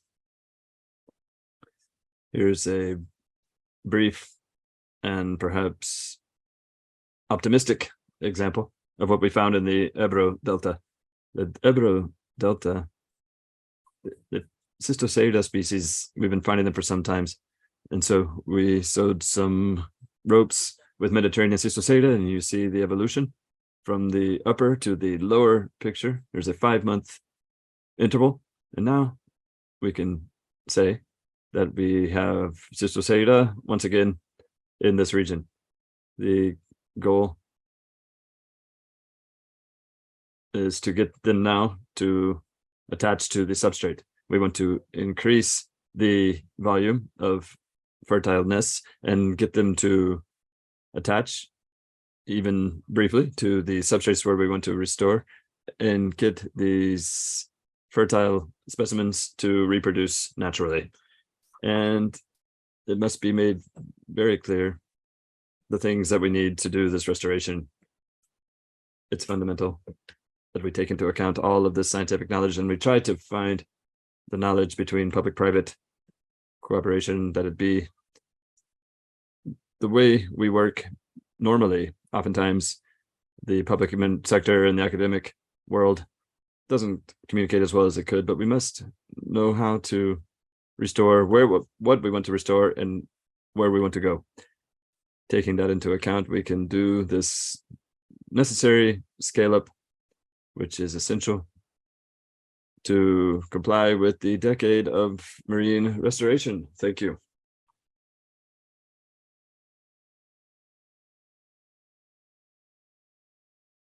Thank you very much, Jorge. As you see, one of the main goals is to come up with, of this seminar, would be to come up with a glossary for all of our terminology. Our next intervention is from Ignacio Ferrer of Ocean Ecostructures. And let's see if we get him set up with his presentation. Bear with us a moment, please.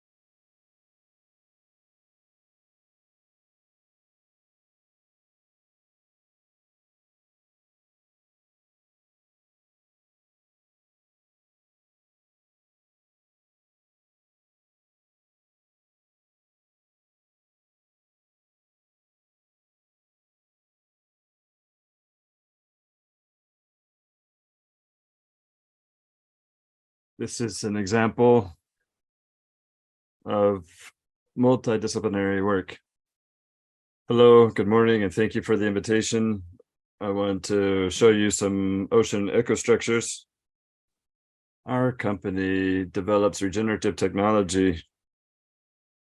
So we develop solutions to mitigate the environmental impact of human activity, ports, any underwater activity, and so forth, using nature-based solutions.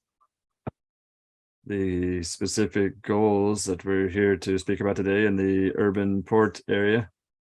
We're working on reforestation, renaturalization, revitalization of port areas, which allows an improvement of the environmental status, reduction of pollution, bioremediation. Today, we've been talking at length about the situation that Javier described in the port of Barcelona. Attempting to recover life in severely degraded species, thus improving the life of citizens. Our first project is the life boosting units, LBUs, a 1 cubic meter in volume. And these are biomimicking micro reefs of natural substrate.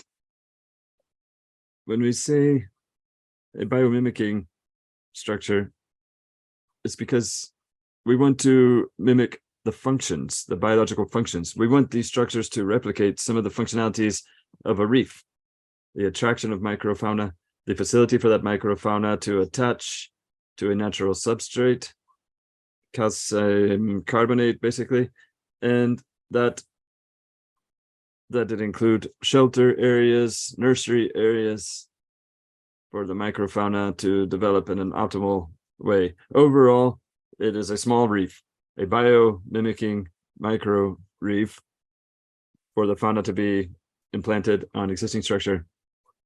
They can be placed and removed in the case of a port if you need a boost without destroying what has been done.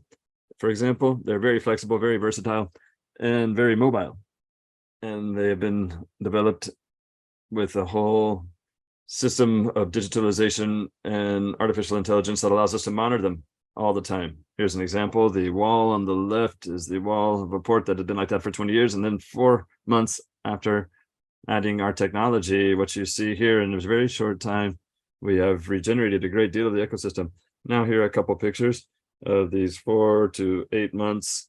A couple weeks ago, we identified in the port of Palamos, which is the first port where we added these things 17 months ago. We have complex structures deployed there. We've done a lot in a short period of time for the bioregeneration, biodiversity, and it's enabled us to recover life in a degraded space, such as is a port. And having that functionality of bio-mimicking flexibility allows us to use these structures in any possible scenario. Sea mattressing, for example. Here we see the impact after 12 months of implementation. We see that we have 38 more species. We've absorbed 19.3 kilos of CO2, 29.8 kilos of biomass has been generated, and 25.7 tons of oxygen, which goes into the atmosphere. And we are located in a number of marinas. We have 3 more that will be added this year. We started in the Costa Brava, and we're expanding now through Valencia. Also in commercial ports, Javier mentioned the case of Port of Barcelona with 30, soon will be 40, Port of Tarragona in the Basque Country, Bilbao. We will be adding these to Mallorca and Ibiza and the Balearic, and adding a pilot project for aerogenerators. We have won a tender to go one step further with monitoring through AI. We came in 3rd in the Global Talent Week contest a few weeks ago. And we see all the different things that we're involved in and working with to introduce new biodynamics integrated spaces. We developed a new product using the same format, which is a bentonic LBU for regenerative anchoring or regenerative buoys. And we have about 10 of those deployed, and we'll have 10 more soon. Most recently, we have implemented an agreement for cooperation with CREG to attempt to optimize the regeneration systems for the pre-sowing or the repopulation of high-value species, and using these techniques, find a way to optimize them and deploy them in a large scale or scalable way. The Posidonia example that Javier mentioned is just one case. The Palamos port, we're also working with sponges, Solafa pods, and finding the resources for the foundation to facilitate the cooperation between the scientific community. That's the basis of what we do. Without scientific knowledge, we can't do anything. The social world and the business community. If we're capable of generating that dynamic and allowing the foundation to continue to generate dynamic, in the end, we will have created a 360-degree sustainable model that will make the Mediterranean regeneration viable at the large scale. Do I still have time, Pep? No. 1 minute. Well, then very quickly, let me just show you a video about what Javier Romo was talking about. Yesterday, it was presented at the meeting of the Global Alliance. Sorry, that's the wrong video. these are just the photos. Sorry for that. In any event, some things are from the port of Barcelona, but that's not the right video. And since we're running short on time, I won't take up more of your time trying to find it.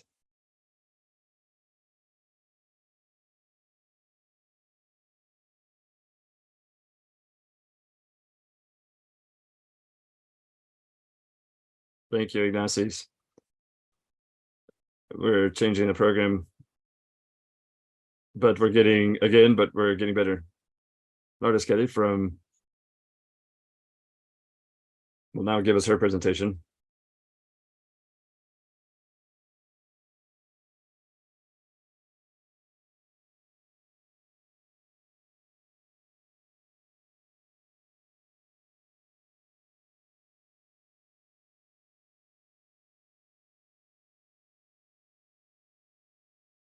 Hello and good morning. Sergio Rossi was supposed to be here. He's our scientific director, but he is coordinating a European project that I will try to touch on very quickly, and has had to go to a meeting in Brussels. So I'm very proud to represent the company, although I would have liked for you to have known him because he's a brilliant mind and an exceptional person. And I hope we'll have more opportunities to meet each other in the future. So Underwater Gardens was born with a view to transform society by creating sustainable models that allow us to regenerate marine environments at the same time as we work with economic sustainability. In that context, Underwater Gardens works in a framework in which we are supported by the public sector and private sector. I wanted to start with this part because on one hand, we've been discussing this today, the importance of interrelating public administrations and the private sector, but it's also important to see how the European Commission is asking for European projects to be adapted to this format. Finance and support must be integrated. If not, projects are begun. As you know, they last 4 years and there's no continuity of that project. And we're constantly finding this lack of continuity, lack of data.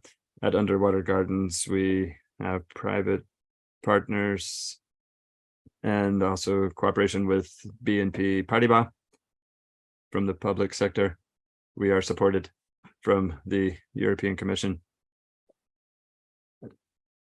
Ocean Citizen, I'll try to tell you a bit about that. It's identified as a lighthouse project. That is, the European Commission is focusing on us to make sure the project works because it creates the basis for regeneration at the broad scale. That's what I was supposed to be doing today. Then MAF World, another network of experts. We've heard about sponges and all the other species we've heard about today. And UNESCO, the oceans values that scientific outlook that covers the sociodynamic part, structured as a priority project for this decade of ocean recovery. Now, maybe I should mention something more about restoration. At some times, we've heard the word regeneration. For us, restoration and regeneration are different concepts. So we have to base ourselves on the definitions established by UNESCO and UICN. Restoration is everything that we've heard about of restoring ecosystems, but regeneration is adding another layer, that there be an economic and social impact in the local context. That's what we do at Underwater Gardens. We always attempt to integrate the economic factor. We don't just want the restoration project to be sustainable over time. We want the local communities, the local stakeholders who live there to have an economic benefit of that regeneration. That is done with different methodologies based on the reality of each site. Having this context, you'll see that I change between the two contexts. If we bear that in mind at Underwater Gardens, we try to get the application of these regeneration models to be a reality. And it's like Christina said, we already have a lot of knowledge and it's great to innovate. It's necessary. We also do so. at the company, but there's also a lot of knowledge that is available. And now is the time to take action, to act and regenerate. Let me go just very quickly. This European project that we've begun this year that shows all the work that has been done in the scientific community. Here we have the CSIC, we have Cristina, we have the University of Barcelona. In this project, we want a project that is scalable and global, that it be applicable. We compare different regions, different restoration techniques, depending on the habitats and the regions that have to be restored. And with all of this, we build an economic system that is not just sustainable at that time, but that lasts over the long term. I know I'm running out of time. I would have loved to speak in depth about this project, but if you have any questions, I'll be happy to answer you later. I'll send you my email. And just to conclude, as I was told very recently that I had to speak to all this, but this graphic really sums up the needs that we have. During today's presentations, we've heard about ecosystems, urban scenarios, ports, beaches, jetties, everything that's close to us. For us, urban ecosystems in Catalonia, it's the entire coastline. We have to have a multidisciplinary approach, and we have to look kilometers inland as well. And if we want to regenerate, if we want to have a marine environment that is sustainable over time and have the local community integrating into the model, we must expand our horizons. I know that all of the competencies of the public administration are limited. There are always limitations. This is true, but we must have to continue to envision, as Rafa said, there are difficulties, but above all, the youngest people must see how we can work to achieve these things, working with the single ocean, as we see in this visual. And that covers my presentation. If you want more details, I'll be available for your questions and comments. Thank you.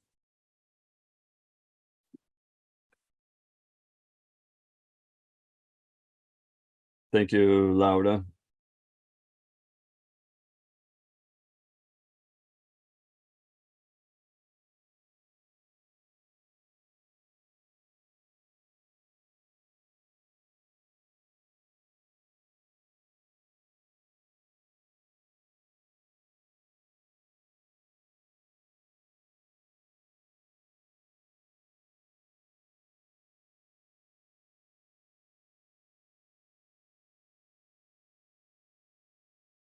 Sol Sola from Concrete will give us the next presentation. If we can pull it up, please.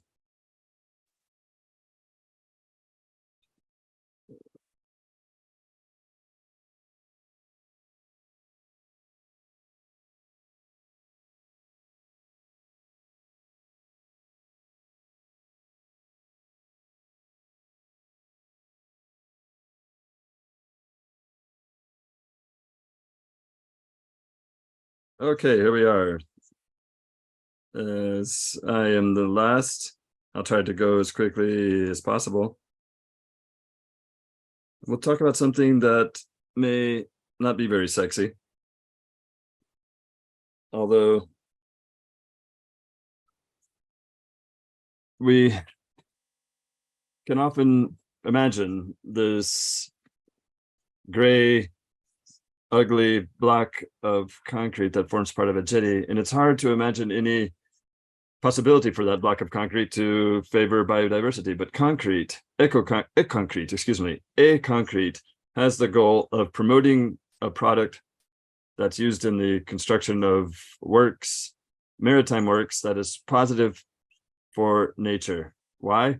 Because we're obsessed, or two marine biologists were obsessed with finding a way to introduce an element into new works that, aside from providing protection in any infrastructure solution for a maritime area, could facilitate the return of biodiversity using three main ideas. First, the composition of the materials that go into the making of the concrete. Then the application of shapes meant to imitate natural habitats where biodiversity is attracted to return and to remain. And three, any other aspect that instead of fleeing from the concrete block, all of the life can return and remain.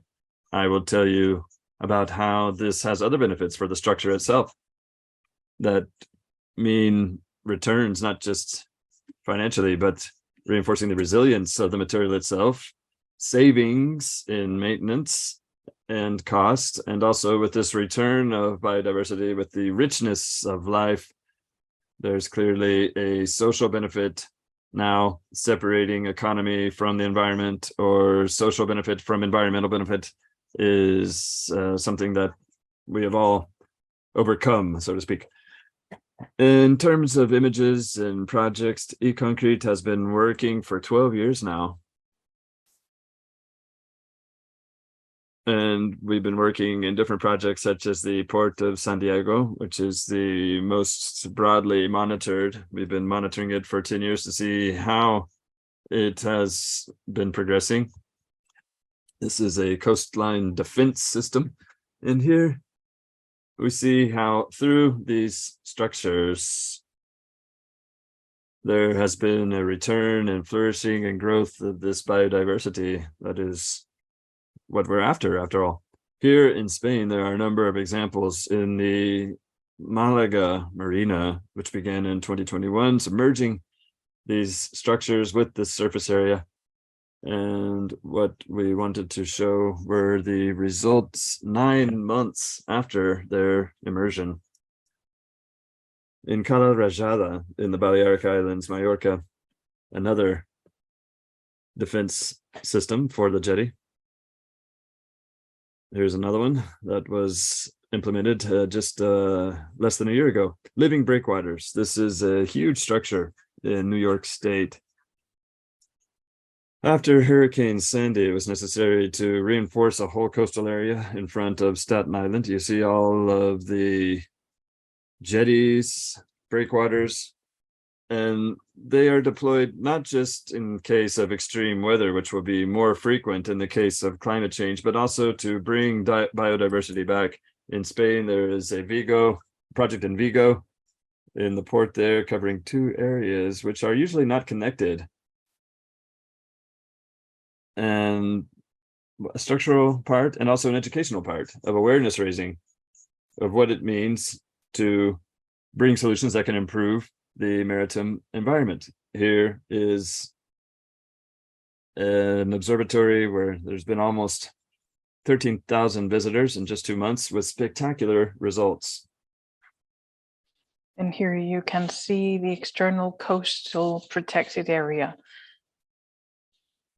And then the offshore applications, which are even more demanded, even though they're not properly targeting the coastline, such as this cable infrastructure uniting Lanzarote and Tenerife with this electrical blanket. And this is the result 10 months after the submersing them. It's difficult to distinguish the original piece. Well, we make use of the eConcrete technology, and there's 3 main pillars.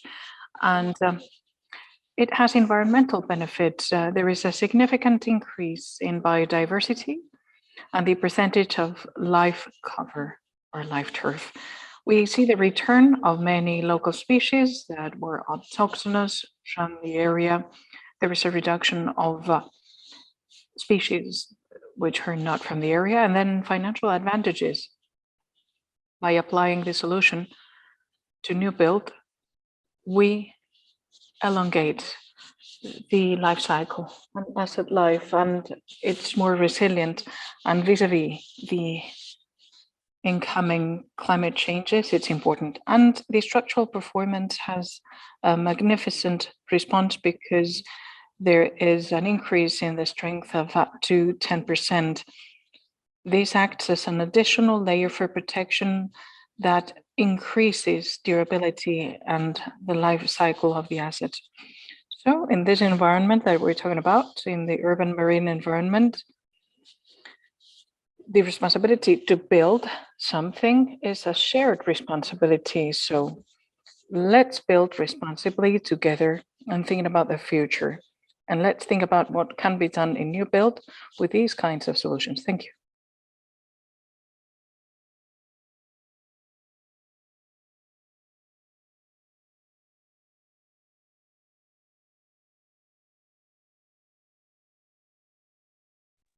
Thank you, Sol, for talking about your solutions.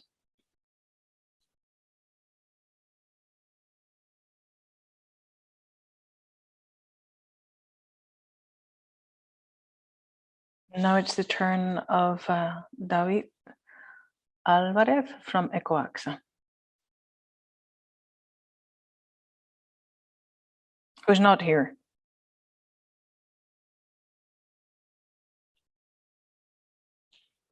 Oh, you're going to hold it?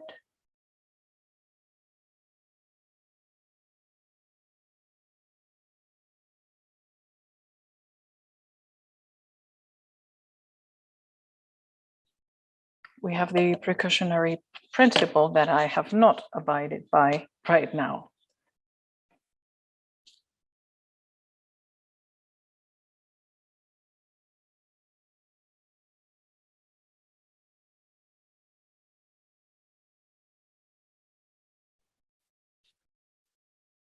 Thanks a lot for the organizers for inviting me over, and I would like to congratulate them for the assistance here and online. I'm going to stick to the 5 minutes. If I go longer, please let me know. Okay. I would like to begin with a reflection. Yesterday, I was reading a document. Did you hear about the Asgupta report? An Anglo-Saxon economist presenting a really relevant report last year as to how to incorporate the economic aspects in the conservation of natural assets in marine and land environments. And there were 3 reflections in the report.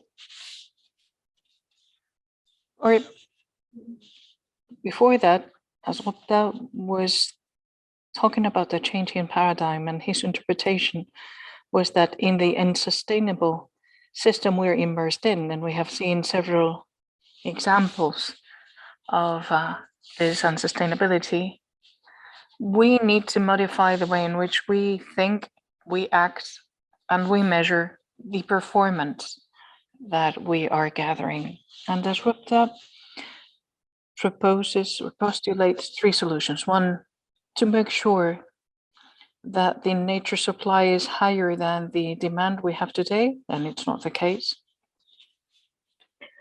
And in order to guarantee the supply, we are talking about the restoration activities, and there is a second recommendation offered by him, which is we need to change the way in which we measure our performance vis-a-vis nature.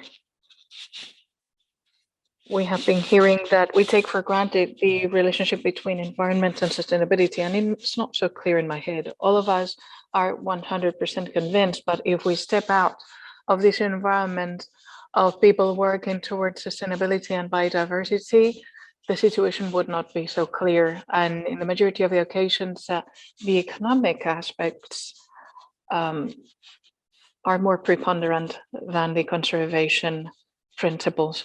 And we need to work in a transformation of our system, which means financial systems and educational systems. And I liked seeing 2 prior examples before my presentation that illustrate that transformation. The educational effort by eConcrete, and then the active participation of BNP Paribas in these kinds of activities, which is unprecedented until recently. After this introduction, what do? We are a small SME, and for more than 1 decade, we have been acting in this field,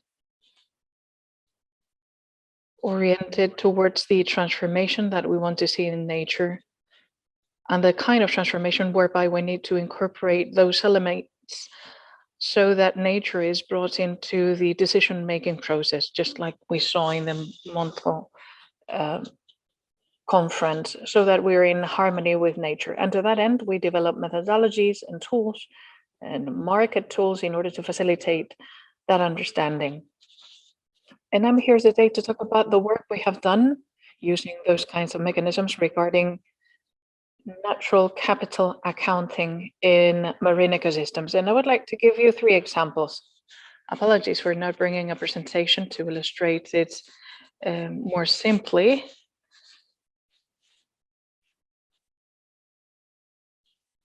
When we talk about natural capital accounting, we work underneath the concepts of the United Nations, which has developed the system of environmental accounts, the SEA system, and it follows those criteria alluded to by Gupta, and we incorporate the vision of nature, which is not focused on what we withdraw from nature, which is the traditional extracting mode leading towards overexploitation, but rather targeting the guaranteeing of sustainability. We need to analyze the natural assets providing us with those benefits, and we need to keep accounting of those assets and the benefits we reap, not just in biophysic terms, but also in economic terms, by providing with additional information in order to inform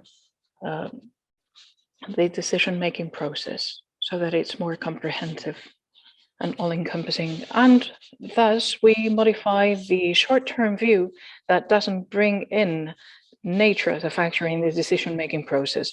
Following that model, well, I wanted to bring you 3 examples that we have been working in.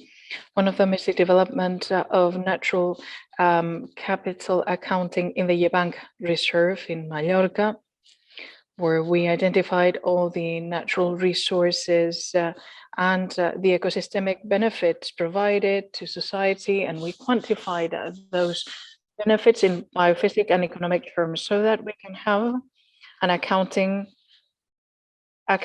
model where we can see the evolution of the natural environment, how the evolution of the profits reaped by society, and to put some question marks or red points if the evolution in economic terms is at the expense of nature. And from the town hall from Barcelona, someone said something about the protection of 30% of the Catalan coastline area. Well, one of the exercises we've done is to apply this methodology in order to identify the economic benefit to be reaped or the social environmental benefit to be reaped in all the knowledge and economic fields of transforming 10% of the Balearic area of the Balearic Island into 30%, which would be the ecological and socioeconomic benefits to be reaped from turning this 10% of protected area to 30%. I don't have the figures in my head, but there is a clear benefit associated to the conservation of the environment, especially in terms of cultural ecosystemic services and coastline regulation services. And now we're running an exercise to assess the impact of the trawling vessels using trawling gears and the regulatory modifications that are taking place, which is affecting both the sustainability of the seabeds and the benefits, the economic benefits to be reaped with a different scenario. Later on, we're going to have a Q&A session, and that's all for me. Thank you.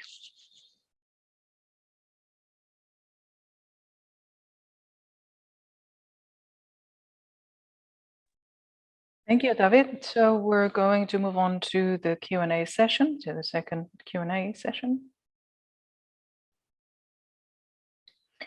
We are lagging behind the schedule, and we need to make this like super quick. I don't know if we have time to address questions from the audience.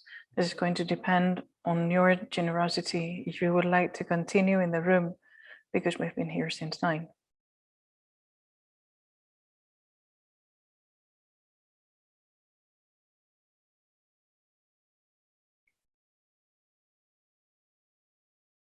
And to show that not everything is what it looks like. I've been told that the glasses we were using for the coffee break are not plastic, are not made of plastic.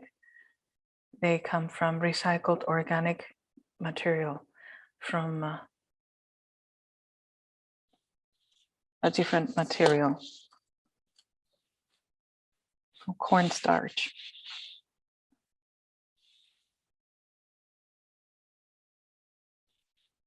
Okay, good morning. Thank you very much for your presentations, presenting your different products. I thought it was pretty interesting, and I work in environmental advisory services, and I was thinking about possible applications for all the cases.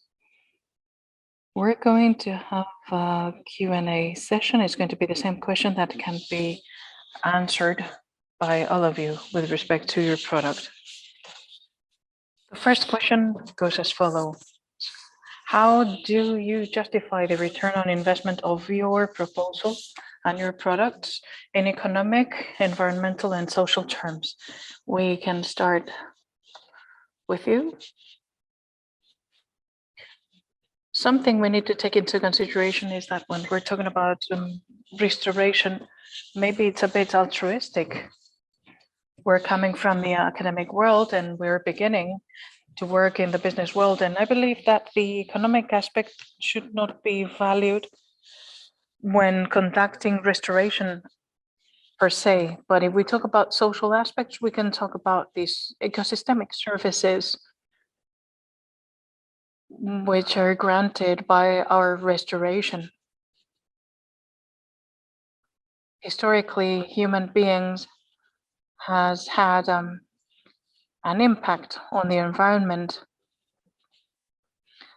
And it's only recently that we have realized how to curb that impact. So we need to make an effort through these initiatives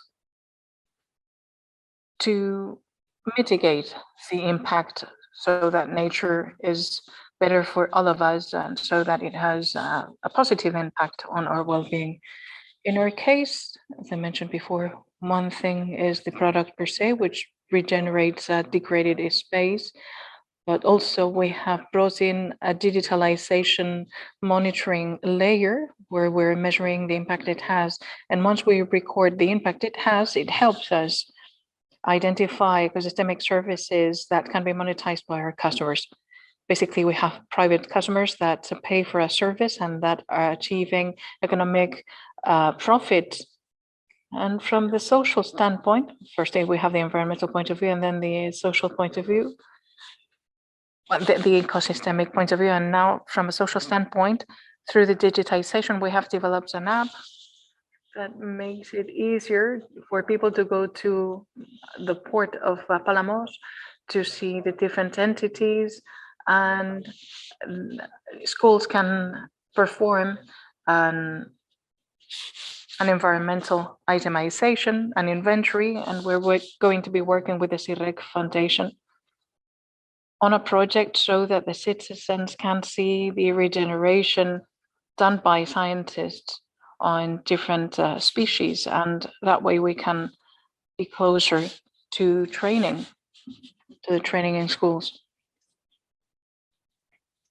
When we started off this project, we performed a revision of the scientific articles, and we wanted to see which would be the return, the moment of return. We focused on the interest of the installation of artificial reefs, and we saw that per euro invested, there was a return of 5 euros in indirect benefits. So this economic return is there, but we need to plan this.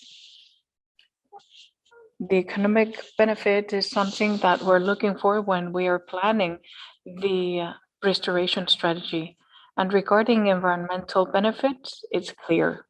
We're reaping ecosystemic benefits. We sustain the local biodiversity and associated biomass, which is evident. And something which is not so plain to see, but which is necessary, is the benefit of lending complexity to the system, because as a result of this complexity, the biomass and biodiversity is appearing as a result of that. And we're lending the system tools in order for it to be more resilient regarding climate change. And we cannot conceive in 2023 a restoration program without monitoring. Monitoring is of the most essence, it's key, otherwise we won't be able to measure our performance. And there is a social transformation factor in terms of the transformation of the ecological services and the ecosystemic functions, which might lie underneath and are not so evident. And it's important to disseminate it among the citizens so that we can illustrate how this restoration and different activities are being carried out, which are going to generate biodiversity and then the synergy between ecosystemic service and ecological benefit. In our case, we're talking about new works infrastructure, and we're talking about investment by public entities. And there's two factors: saving, economic savings, or to make sure that what we're building has a certain durability or long-term view, so that it doesn't force too expensive maintenance. If you want to build something in an urban marine environment, which is an artificial construct placed on a natural area, we want to lend it the longest life possible so that it's not done and redone. That's going to generate savings. And then in terms of resilience and physical resilience, that's important. And it's also generating benefits in terms of biodiversity. Biodiversity entails a richness, and thanks to that biodiversity, there is a more equal treatment. We all want to have the highest quality life level. And the second question is, how can we? Oh, sorry, you were left behind. Sorry, you were left out.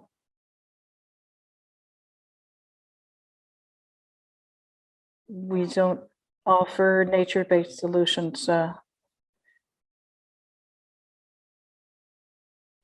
main goal is what you mentioned, which is to quantify the benefit, the socioeconomic benefit to be reaped, and the environmental benefit generated by the different alternatives on the table.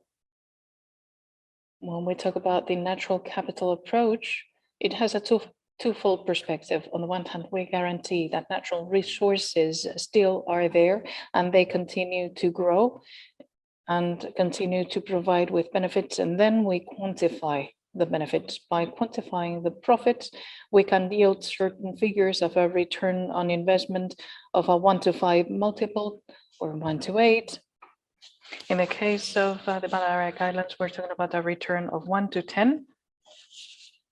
Unfortunately, or not all of that investment or positive return translates into a direct economic return on the entity in charge of the restoration. So if I link this to Ignacio's comment, we're also working on the development of certain market-based tools that allow you to quantify that precisely, so that you can launch it on the market, and so that those of you doing active restoration can benefit from those financing possibilities and those accounting tools, so that you can have more funding possibilities in order to guarantee more financing. There is an initiative which is the Biodiversity Alliance, launched by the UN, which is sort of regulating those activities, and so that the things that have not worked in the voluntary carbon market can work in the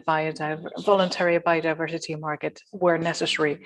In any case, I agree that it's essential to do monitoring, not only of the plant evolution, but also regarding the evolution of the benefits that are gained. And then the second question to you all: how can we achieve that your solution can be scalable, Can it be considered as a resource for restoration for urban marine ecosystems? Can this be considered a positive factor, even if the benefits are not so visible? Well, the microalgae itemization is not so developed, but there's some other areas of the world where it is developed, and it's generating an important biomass subject to production, and it's recovering water. Just to give an example, a hectare of corn is producing 5 tons a hectare of different materials, can generate a lot of benefits, and we have potential to develop different materials and to cater to the needs in terms of food safety, and to develop the potential of species to reduce contamination, pollution, CO2 emissions. And what we have seen is that it's really important to take the step of moving towards conservation, because we can see that there's a return. If the marine protected areas are granted rehabilitation, it means that we're giving tools to the system so that it recovers earlier, and so that we can have ecosystemic services that can be rendered by the environment. And it can also benefit local economy. Just to give you some examples, the Medas Marine Reserve, which might ring your bell, it's a 1 kilometer area, marine protected area. It's 100% protected. It's generating 200 jobs and 12 million euros yearly. So the potential is huge. As it was mentioned, when we improve the habitat, we want to translate it into ecosystemic services and to give to our customers these kinds of tools so that they can translate it into tangible benefits, so that there's a compensation between restoration and regeneration, so that there is a matching between the investment made and the benefits to be reaped. So that's why we're going hand in hand with the private sector. Would you like to continue?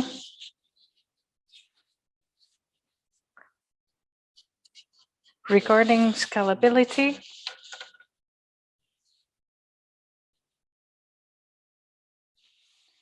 the UN model can't be 100% scalable. In fact, it rises as a way in which can change the modeling of the economy of the country, so that it's not only measured by the GDP. And we bring in the nature factor, but we have done a downscaling. On a national scale, we're laying the foundations and taking the necessary steps in order for it to be applied in the different countries. The European Commission is about to produce a procedure in order to define the different ecosystems and habitats. And one thing is to do the matching between a highly granular information to a more generalized information, and how to make this a two-way road so that there is a complete feedback loop. And going deeper into Ignacio's comments regarding the benefits and the scalability thereof, if we use economic units for certain elements, we can do this cost-benefit analysis in order to be able to compare investment, cost entailed, and return on investment, and do a cost-benefit analysis to inform the decision-making process. Okay, thank you. Yeah, the subject of scalability poses a challenge. Basically, when you want to bring together restoration and the economic world and how to do the matching, so that it's a long-term view. This is a challenge because we're talking about local synergies. You have social, economic, cultural reality in a place, and if you go elsewhere, the reality changes because the economic potentials are different. So that means that the models of regeneration in each place at the end are catering to a local need so that they're economically sustainable, but it's necessary to have that stability. So what we do in order to guarantee that a project later on can be scaled up or joined together with some other projects, what we do is to have a basis and think about the scalability from the onset. Even if the project might be small, we start thinking about the following. Well, maybe this project has this size right now because there is an investment and I cannot grow more, but this can be subject to change because in our planning, there is going to be an economic growth. So we have this model whereby we know that this is going to grow bigger and scale up, and that helps us plan what's going to happen later on. And in parallel to that, the circular economy of designing this, taking into consideration the future uses is important. That's what we do. We take into consideration the regeneration and restoration projects when we are designing the initial project from the onset. And that's it. Okay, I believe that the most important topic of scalability, which we're dealing with in the new works in the coastline, we need to think in terms of the environmental challenges that we're going to be facing in the next years. Inevitably, we need the coastline barriers, and there's going to be a higher level of the sea. And there's going to be also an increase in water temperature, which is going to translate into a decrease in biodiversity. So the solution that we apply needs to be sufficiently resilient in order to face in this environment, which is going to be more aggressive from an environmental standpoint. They need to be capable of becoming more resilient in the urban sphere, and they need to allow for the returning and preserved biodiversity to become more resilient so that they can be capable of weather the storms or sea level rise. And the solution is thought in such a way in which we are not the manufacturers. We don't lend the technical solutions. Locally, the different local areas need to have this solution and to have the scenario. So therefore, this is the scalability. How do we do it? Well, we need to think about a solution that is resilient, resistant, and that allows for the return of biodiversity. That would be the proposal.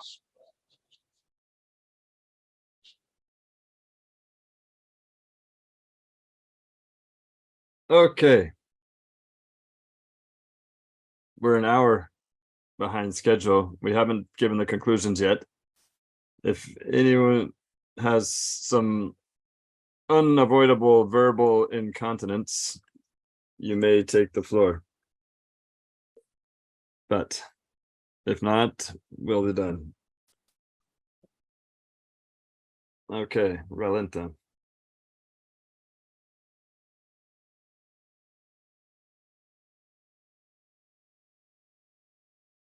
Give us your name, please. My name is Ima Fedran, and I am the president of the Nafatura Foundation. I wanted to congratulate the speakers for their magnificent presentations. My question is about the organization of this event. Will you distribute all of the bibliographic references? Because everyone's talking about results and we've seen these great photos, but I haven't seen any bibliographic references. Once you distribute those, well, you'll be happy to learn that this seminar has been recorded and you can download it and watch it at your leisure. It has also been translated. The translation has also been recorded. And we'll now get some conclusions from Pablo Bo from BlueNetCat. And this will have continuity, as we said at the outset. Ocean cities. We will attempt to come up with a joint document on this seminar as it can be applied in other cities, other places. We don't want it to end here. The organizers have been very happy to see your interest expressed with your presence and how you have embraced this topic. The topic seemed a bit too specific when we first started out, but no, it turns out that it is of great interest. The urban marine ecosystems topic. We will go further, and part of the product that will come out of this will be bibliographic references. Fortunately, we were unable to hear these question without the mic. Well, if you would like to contact any of the speakers and for them to send you their bibliography individually, you may do so. There is not going to be a compilation of bibliographies. And I will be happy to write you. You can write me, says one of the speakers. The idea is for there to be networking after this seminar. And once we have closed the seminar, you're free to have lunch, to snack, to whatever you want together and exchange all the information that you want. The product of this seminar, we won't have the bibliography of each speaker. That will not be among the outcomes of the seminar. But thank you for your participation, your enthusiasm, and your contribution.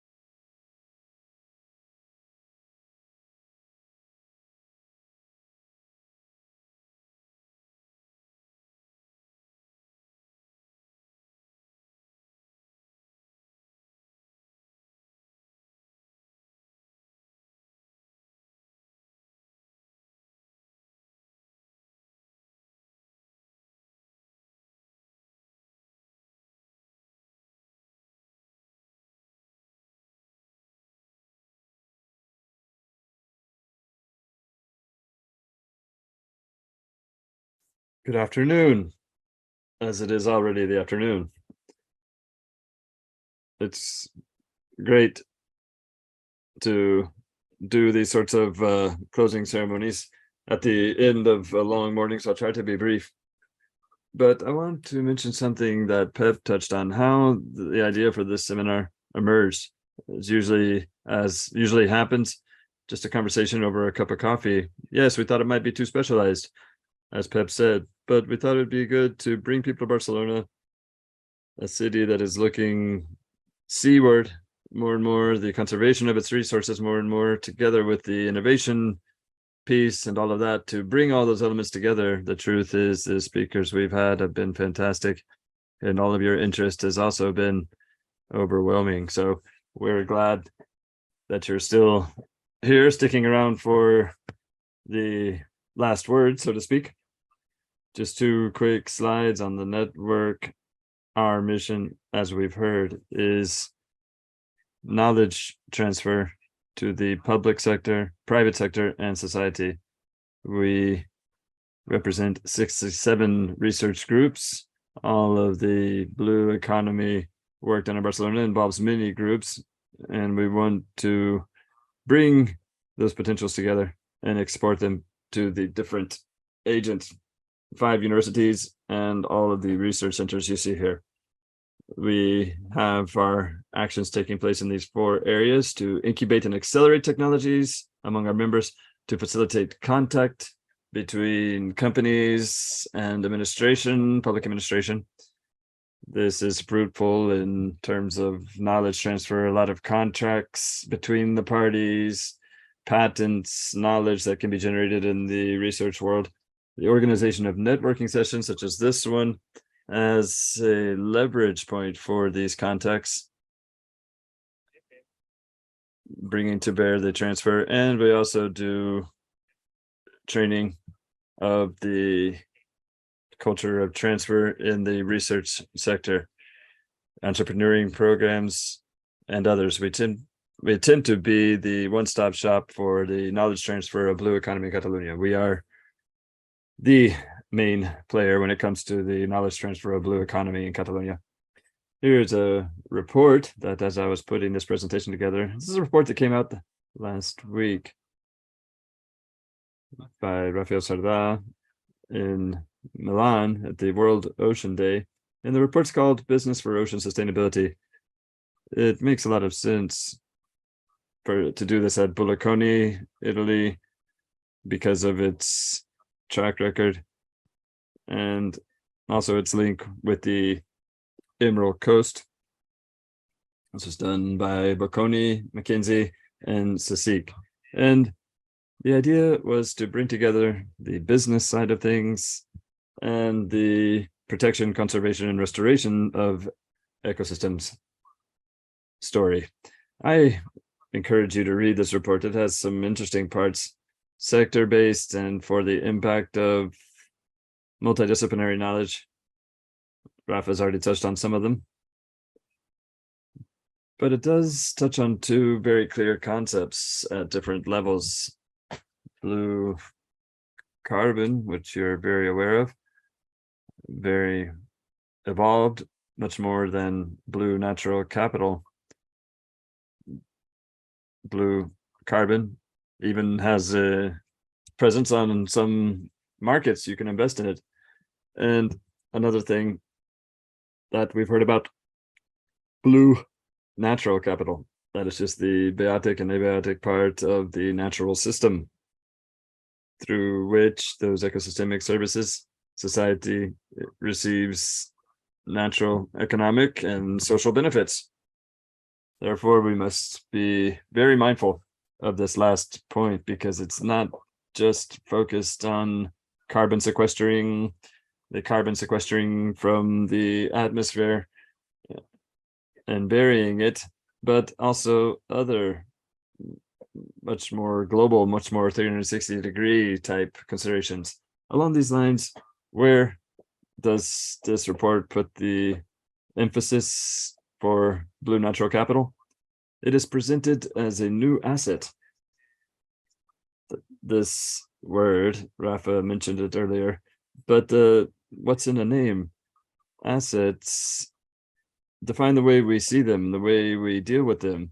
It makes much more sense to have this paradigm shift if we consider it as what it really is, an asset, a paradigm shift that goes from an extraction standpoint to much more of a restorative protection, conservation standpoint. This asset is what will produce the profits, the benefits of all kinds, but it doesn't make sense to exploit an asset until you deplete it, because that way it won't generate any more wealth. It produces economic diversification if we consider it an asset. It's also considered a refuge asset, protection against market fluctuations. And it's also a source of wealth for indigenous populations or the so-called seeds, small and developing states. That is, politically, it's very important to evaluate the blue economy. Seeds had a lot to do with coining this term. These island countries that depend a lot on fisheries, but also tourism, but fishing, extraction, and others, it favors their resilience for their resources to have this viability. It's also a change of value proposition, not so much as a diminishment of the costs to the companies, but as an added value proposal for companies. They must take care of these ecosystems. We must shift from cost proposition to value proposition. As for the report, it encourages the development of universal and objective metrics. This is yet to be done. Also a method for their proper valuation. A lot has been done with carbon already. It's a system and a method that must be implemented, but there are already certain measurements in the European Union. There's already discussion around how to implement these methodologies. And last, regulatory and government frameworks to compete as an asset with others in possible markets. This natural capital has a lot to do with the presentation that we mentioned today, this presentation of the different speeches that we've heard and seen today. And let me just briefly outline what we have compiled during today's seminar. While I do that, we will distribute the satisfaction survey. It's just a moment. If not, no one will do it. We have to offer things that are of interest. It does not make sense if we do things no one is interested in. So we need to get your feedback on today's session.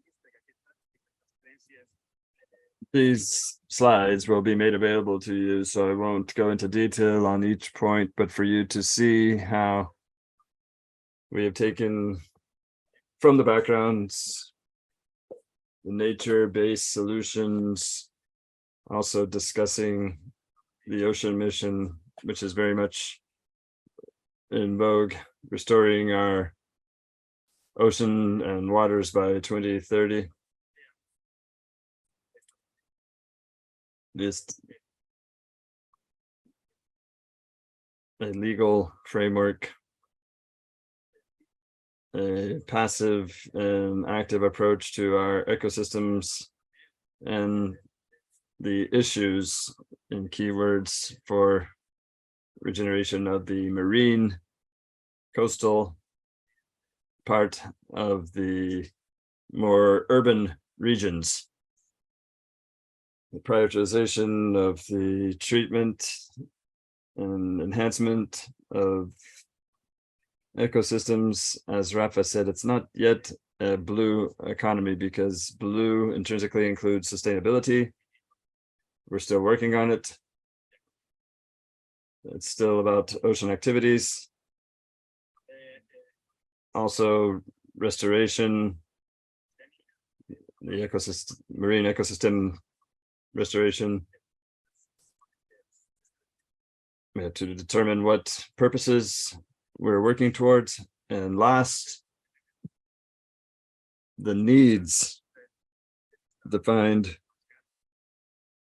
as we set a legal framework of reconditioning, applying the principles of biological conservation, and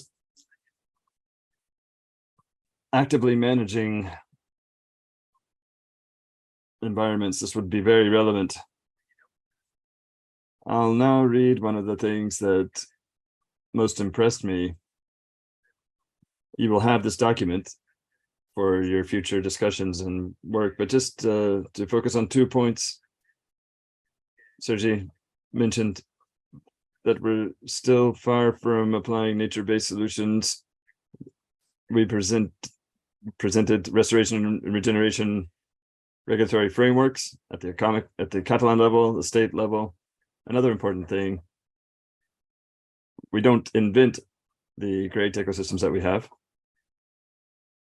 And Rafa Sardá with his presentation gave us a lot of inputs. It's about protection and then restoration, wanting to leave a number of very clear messages. restoration and protection without private enterprise will not work.